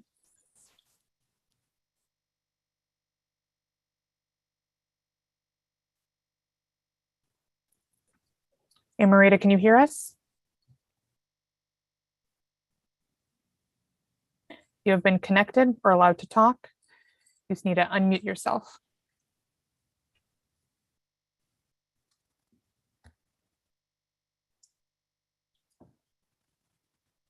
Okay, hopefully I can talk now. Can you hear me? Yes, we can. Okay. Okay, what do I need to do? Okay, so do you have any objection to the admission of the 9 exhibits that are listed in your staff report? I looked at those this morning. They look okay to me. Good. We will admit those exhibits, and the one of which is a presentation. You want me to follow my chair? Pardon me? Hold on, Amarita. Mr. Kelleher is speaking. Okay. Okay. Go ahead, Mr. Chair. Hello? Okay, Hello? okay, I'm ready. I'm trying to figure out what we're doing. Would staff go ahead and present us, whoever's got the PowerPoint? Yes, yes. Sharing my screen. Thank you. So docket item number 28 is CD BZA 2022-00061. The subject site in question is 4523 Wyoming Street. The property is currently zoned R2.5. And the applicant is seeking to appeal staff's determination in regards to approving a short-term rental registration. The subject site is located in the West Plaza neighborhood within Kansas City, Missouri. This is a close-up of the subject site highlighted in yellow. You can see Wyoming Street runs north-south. And the applicant is a neighbor a few houses down on the west side of Wyoming Street. So when approving or reviewing short-term rental registrations for Kansas City, there are many things that city staff look at, but one of them is if they can obtain 55% of adjacent property owner's signature for that short-term rental. And this is specifically for non-owner occupied year-round short-term rentals. And this is the avenue that the property owner in question took. So you can see on the screen the short-term rental in question highlighted in yellow, and the needed signatures are highlighted in pink. So you have a property owner across the street, property owner to both sides of the subject property, north and south, and the property to the rear. And again, the applicant is highlighted in orange a few houses down. So her signature was not acquired, but the 4 in pink were the ones needed for approval. One of the needed documents required for approval for a short-term rental registration. So I've highlighted exactly those properties and the property owners in question. So we have the first one to the north. This is 4519 Wyoming Street. This is Adam McCluskey. Their signature was not obtained. We have the second one, 4520 Fairmont Avenue, Jose Perez. Their signature was obtained. Number 3, the property to the south, 4525 Wyoming Street. There is an entity, a business entity that owned this particular property. Their signature was obtained. And property across the street, which is number 4, 4520 Wyoming Street, we have Alex and Cassandra Statmuller. I apologize to them. I pronounced their name incorrectly, but their signature was obtained. So 55% is required. And with those 3 signatures, that means 75% of adjacent owner approval was obtained. The applicant here in orange is claiming that the second signature for 4520 Fairmont Avenue was forged on the documents that were submitted to city staff. Now, this is a copy of the adjacent owner consent affidavit that states that the applicant of the short-term rental, which is the property owner of 4523 Washington Street, they are legally responsible for obtaining these signatures and that these are the correct signatures needed to be obtained. Falsification of any signatures would result in the revocation of the application. Some facts about this property: all of the other documents needed for the obtaining of the short-term rental registration, they were provided, and city staff determined that those were correct. So we have the mailed notice, property owner consent, the adjacent owner consent, which I went through, the needed ownership, needed insurance, and the registration request form. City staff, we review these items and we check the signatures by matching them through the Jackson County parcel viewer. So if the signature says Jose Perez and the property adjacent to them says Jose Perez, we deem that to be correct. There's no additional steps that city staff have or resources that we have to prove that that is in fact the correct signature, especially since the notarized document of said adjacent owner consent, that proof of the correct signature is on the applicant of the short-term rental. Up to a few days before the staff reports were published, the person in question, Jose Perez, has not come forward to city staff to say that the signature has been forged, but a notarized document produced by the applicant, Amarita Burdick, the neighbor a few houses down, did obtain a signature from Jose Perez that says that their signature was forged. But this is a document that was produced by the applicant in question. That concludes my staff presentation about this topic. I'll be happy to answer any questions. Thank you. So can we see the allegedly forged signature again, please? Yes, one second.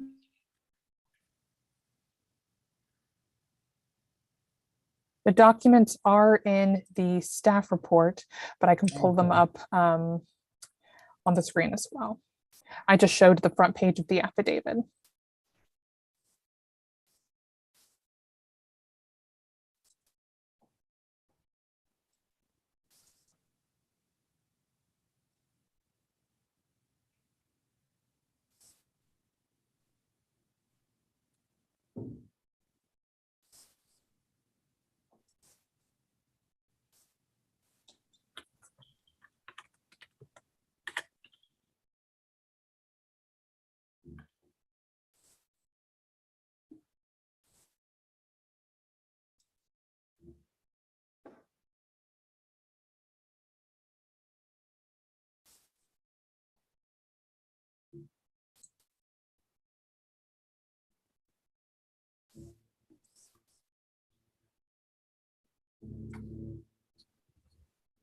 Okay.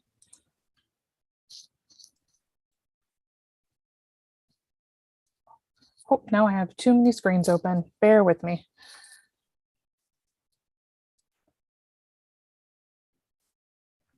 Okay, so I'm gonna have to do a little bit flipping back and forth because they're in two separate documents.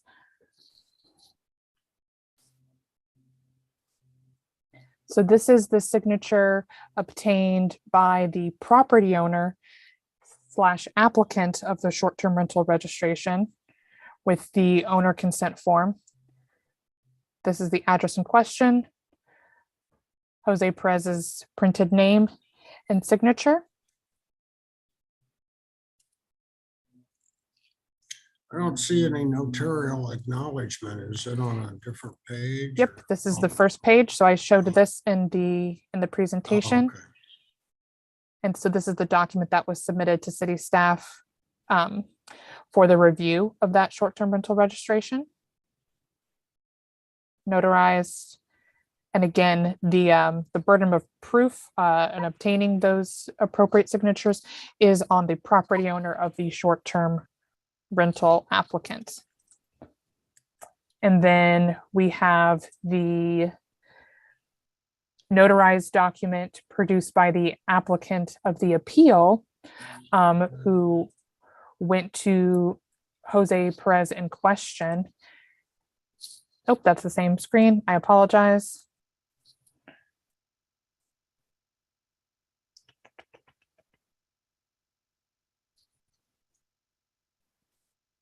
So this is located in your staff report. Can you see the affidavit of Jose Perez Hernandez on the screen? Yeah, do we have somebody that interpreted this for us? So again, in the staff report, there's the English version, and then they Above. signed Okay, I the see. Spanish Yeah, version. I see it.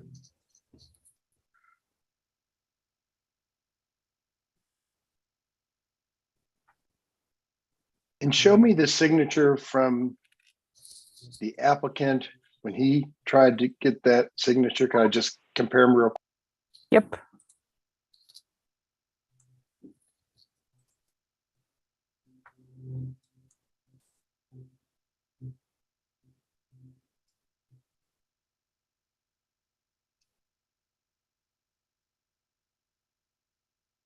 Thank you.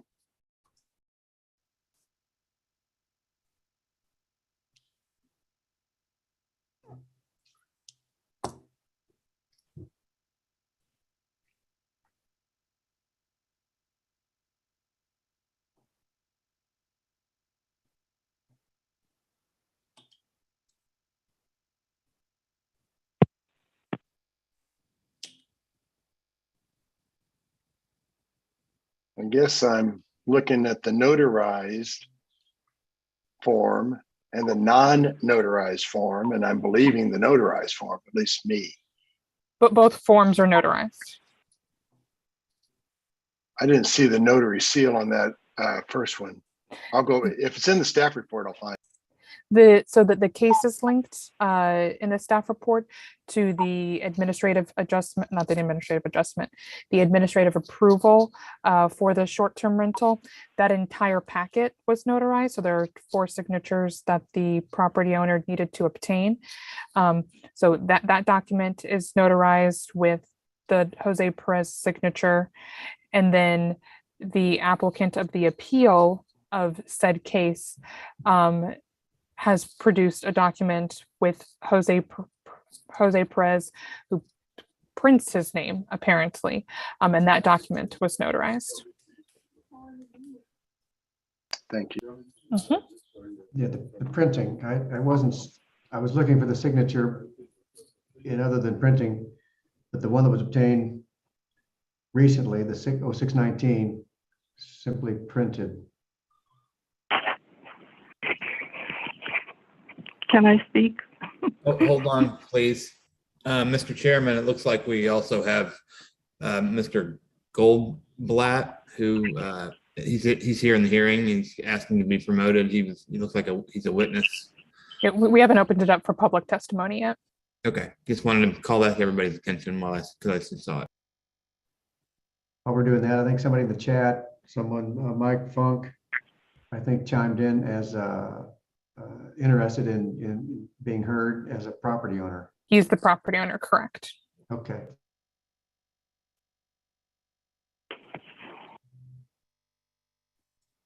So what about, well, we'll get into that. Okay, any questions, more questions of staff before we go on?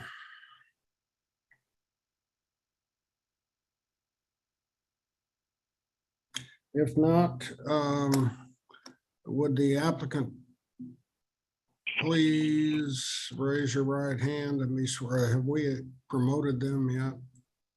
The applicant's on the phone. I am doing this over the phone. Oh, that's Okay, right. I'm holding my right hand up. Okay, no problem. Okay, so have you been, did I swear you in yet? No. Okay, do you solemnly swear the testimony you're about to give to be the whole truth and nothing but the truth? Yes.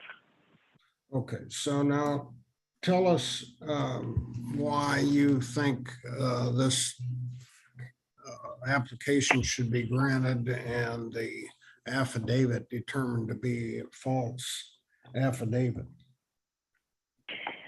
I would note, actually, according to the questions earlier by board members, that while the application form with the signature of the applicant was notarized, the signature of the owner of the house at 4520 Fairmount was not notarized.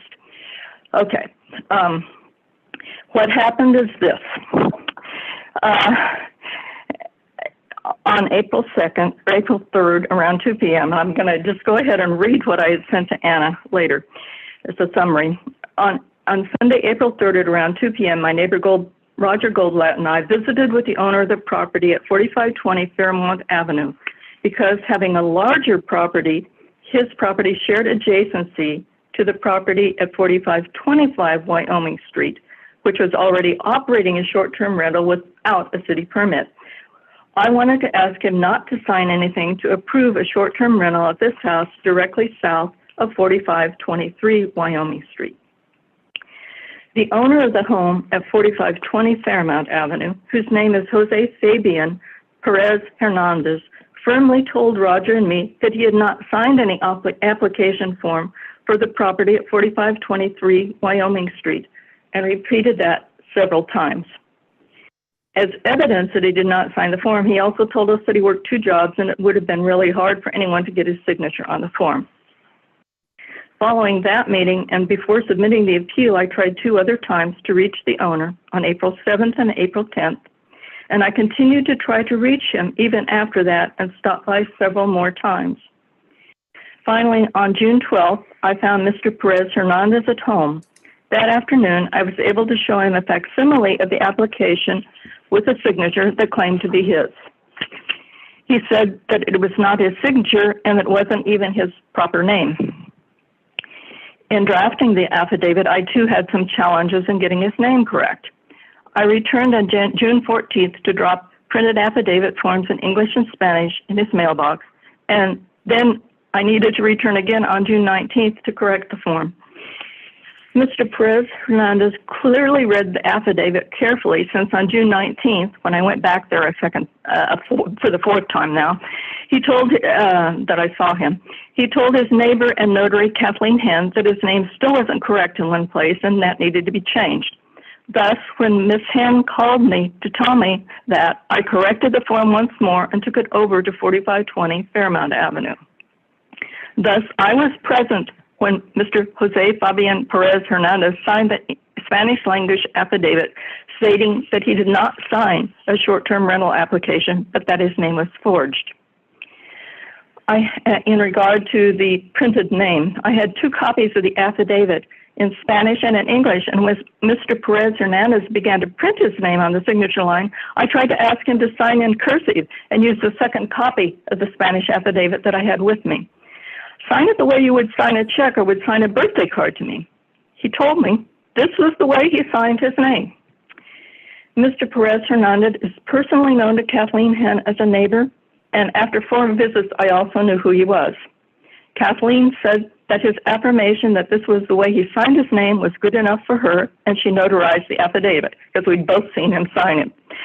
I then submitted PDF copies of the Spanish language affidavit and the English translation to Ms. Nanowski to attach the materials going forward to the board. That's my statement. Okay. Board members have any questions of this applicant? Yes, Tom. I've been in a business where we do a lot of contracts, and I know that Hispanics do print. They don't sign their name, so I know that to be true.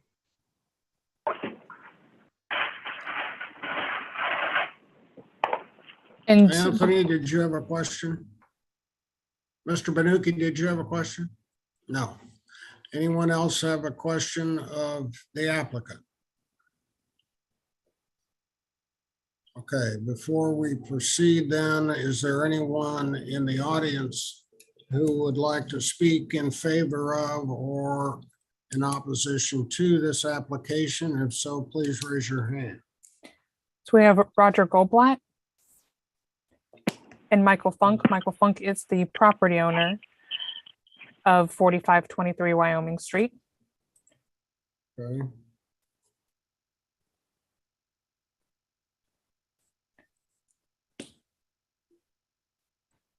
And before public testimony begins, remember the appeal criteria associated with these things. So the only review criteria for an appeal is if you can prove that the city staff have erred in making this decision. But we can talk about, especially with Mr. Allegra, how we move forward if the board has determined that the signature has been forged. Okay, so Mr. Goldblatt, would you raise your right hand? Do you solemnly swear testimony you're about to give to be the whole truth and nothing but the truth? I do. And before you proceed, I note that I need to admit exhibits 10 and 11 that were referenced in the staff report. I don't think they were previously admitted, but they have been substantiated by testimony at this point. Now, Mr. Goldblatt, tell us what you would like to present. I appreciate that, Chairman Kelleher. I've lived in this very house that I'm doing the Zoom from 30 years as of yesterday. Amrita, who is on the phone, has lived in this block longer than me. What she says is correct, that we went over to Mr. Perez. We talked to him. I heard him twice say he did not sign this form permitting or agreeing to a short-term rental at 4523 Wyoming. In the 30 years I've lived here, I've noted, and I live in a very unique, modern, passive solar house, and I take quite a bit of pride in this block, which when I moved in 30 years ago, I had 60% renters on this block. And I find it very hard to have viable relationships with short-term renters, even people that come and go in a year. And as I walk the 2 miles through my neighborhood every day, the people that say hi to me as I pass them in their yard, or the people that own their yard, own their house, take pride in their yard.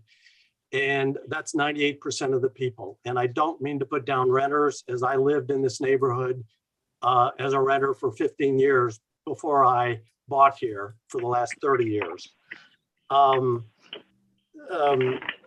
believe Anna said that the city looks at many things besides the 55%. And I do think, to the best of my knowledge, that Mr. Perez did not sign this affidavit agreeing to this property. But I think other things, and I don't know what the city looks at particularly, but other things are quality of living. And when you have, let it be noted, as Amrita said, there is a short-term rental going on at this beautiful house at 4525 Wyoming that was in the New York Times when it was for sale about 10 years ago. Now it's a short-term rental without any permission from the city. The guy is advertising, taking renters in there, having parties, and he's not even doing it legitimately. Now, this other house at 4523, about which today's case is focused on, and it's a beautiful property. It's an old red brick house, and instead of turning it into a foundation for my block, they want to turn it into a short-term renter where people aren't going to take pride in it, aren't going to live there, aren't going to be saying hi to people as they walk by or caring about the neighborhood. So besides 55%, which I think is very likely false to the best of my knowledge, I think there are other issues here. And I would recommend, I would discourage any more short-term or even long-term rentals on this particular 4500 block of Wyoming. So I thank you for your attention. Anyone have any questions of Mr. Goldblatt? If not, Mr. Funk, could you turn on your camera, please? I will do my best. I'm in Lyman, Colorado right now, so I'm on the road back from Denver. So I'm trying to get some service. Am I seen? You are coming through loud and clear. Raise your right Okay. hand, please.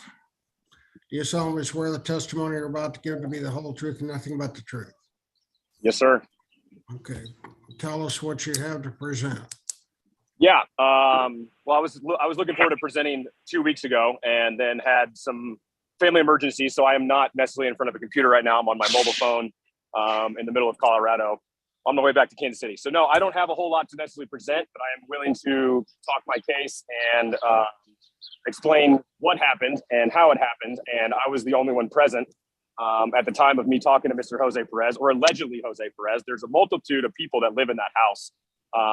I went over one morning, a bunch of mornings actually, trying to get his signature. Failure for him to open the door, even though there was a bunch of cars in the driveway. I figured somebody was home.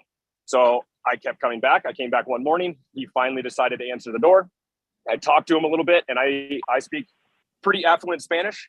And so I understood what he was trying to get across, and what I was trying to get across was there's not a whole lot of determination of what he was saying and what I was saying.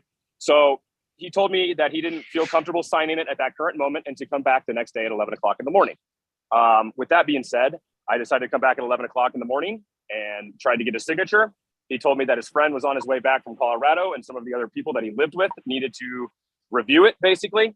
And with that being said, I go, that's fine. I'll let you take the document. You can have it. I will come back in the next couple of days. And when I came back in the next couple of days, I knocked on the door, and it was a completely different person than allegedly Mr. Jose Perez. And again, I didn't take ID from him to confirm this, but there was a multitude of people, and it was later at night, and he handed me the document, and I went on my way. And I was under the assumption, I guess I didn't get it signed directly in front of me, but somebody signed it. It wasn't me. And, that's basically long story short. And in agreement with what Mr. Goldblatt said, you can't necessarily, there's all kinds of things that I could potentially look to do with the property. And now that I'm an owner of it, short-term rental has to go through the city process, and I completely understand that. And at the same time, I have also decided because it was just going to become a nuisance because of the uproar that this whole thing has caused, I have decided to not do short-term rental, but was looking to potentially keep the permit in case I did in the long run. But I'm not thinking I'm going to, because case in point, I'm standing here today in front of you guys dealing with something that is, total, in my opinion, hearsay. And yes, there's been signatures provided on both sides. My signature was provided, their signatures were provided, and they don't seem to link up. And I totally understand that. So I just want to let you guys know that I am not necessarily trying to fight this. I understand what the determination of the ruling could be. And it's very hard for me to, I don't know what I'm trying to say here. He could have signed it. He could not have signed it. Somebody in that property signed it. And like I said, there's multiple people living there. And against I'm not trying to rat them out or anything like that, but there's more than probably what any bedrooms are in that house. So I don't know who signed it. I came and picked it up, talked to him, said I'm good, and we'll go on my merry way. So that's basically it. Mr. Funk, let me ask you a question. Tell me again the circumstances surrounding the specific signature. You took it back, and did you say you left it there and then picked it up? I left it. Yes, I left it for him to. He said he had a friend that was coming back from out of town that he wanted to get in front of and review it, and there was multiple adults in the house when I was there. So again, I've looked at the deeds through Jackson County to see who technically is on the owner of this property.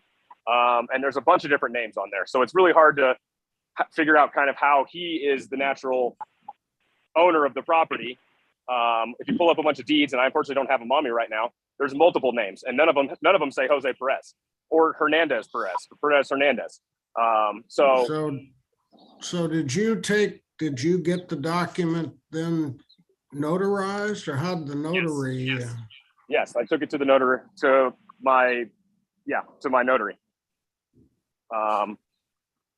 And was under the assumption that Jose Perez signed it. He told me to come pick it up one morning, or he didn't tell me to come pick it up. He told me to come pick it up at 11 o'clock. I went there. He told me to come back again. So I had to come back twice. And I basically had them leave the document out in the door. And I went by one evening and picked it up. Okay. So again, I cannot testify to saying that I did not physically see him sign it or who it may have been signatures on it. Okay, board members, you have questions for Mr. Funk?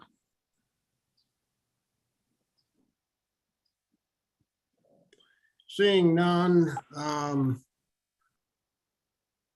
does anyone wish to have an executive session to discuss the legal ramifications of this case, or are you ready to make a motion? I would make a move to go into closed session. I don't have that ordinance number in front of me, but 610.021.1. Is that your motion? Yes, it is. Okay, is there a second to that motion? Second.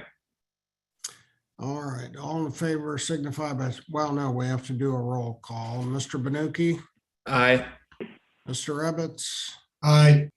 Mr. Gore? Aye. Mr. Stiller? Aye.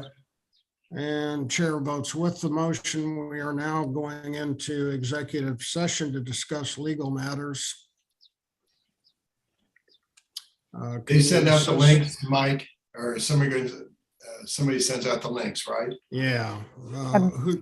Anna, can you do that? Yeah, the link was sent out prior to this meeting. I'm going to join the meeting and resend out the link so it's on top of everyone's email. Okay. Thank you.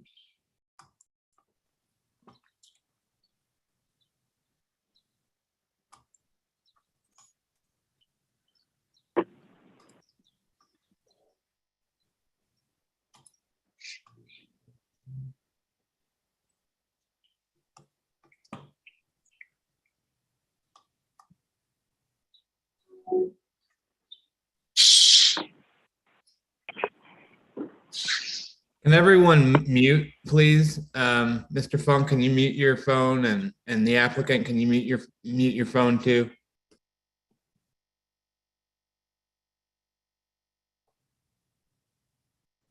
I can't find the link.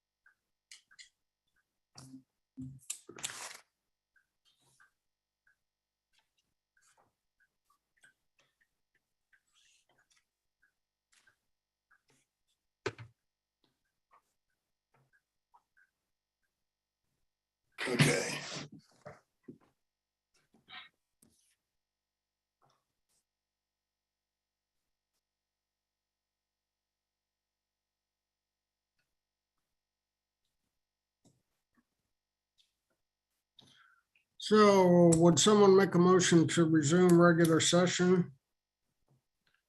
So moved. Is there a second? Second.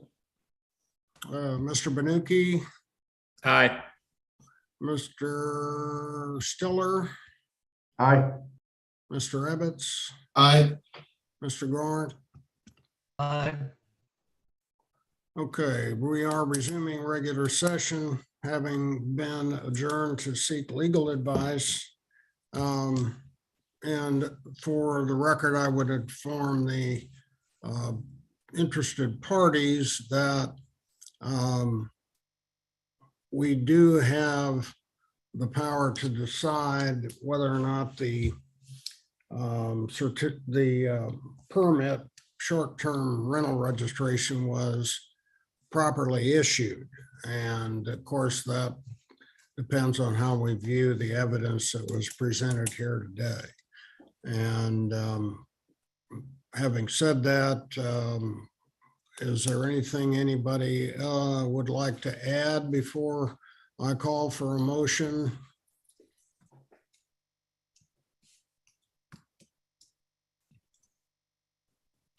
If not, I would entertain a motion.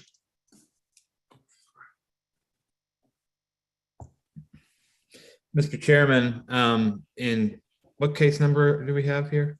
61. 61. In case number 61, I move that the appeal be sustained, meaning that the applicant, that the short-term rental license or application be revoked as improperly granted. Is there a second? Second. Second. All in favor, say aye. Aye. Aye. Opposed, same sign. Chair votes with the motion. The appeal is sustained. And I believe that concludes our business for the day, does it not? Agreed. Very good. This meeting is adjourned. Thank you all for your patience. Thanks, Mike. See you guys. Bye. Thank you, everyone.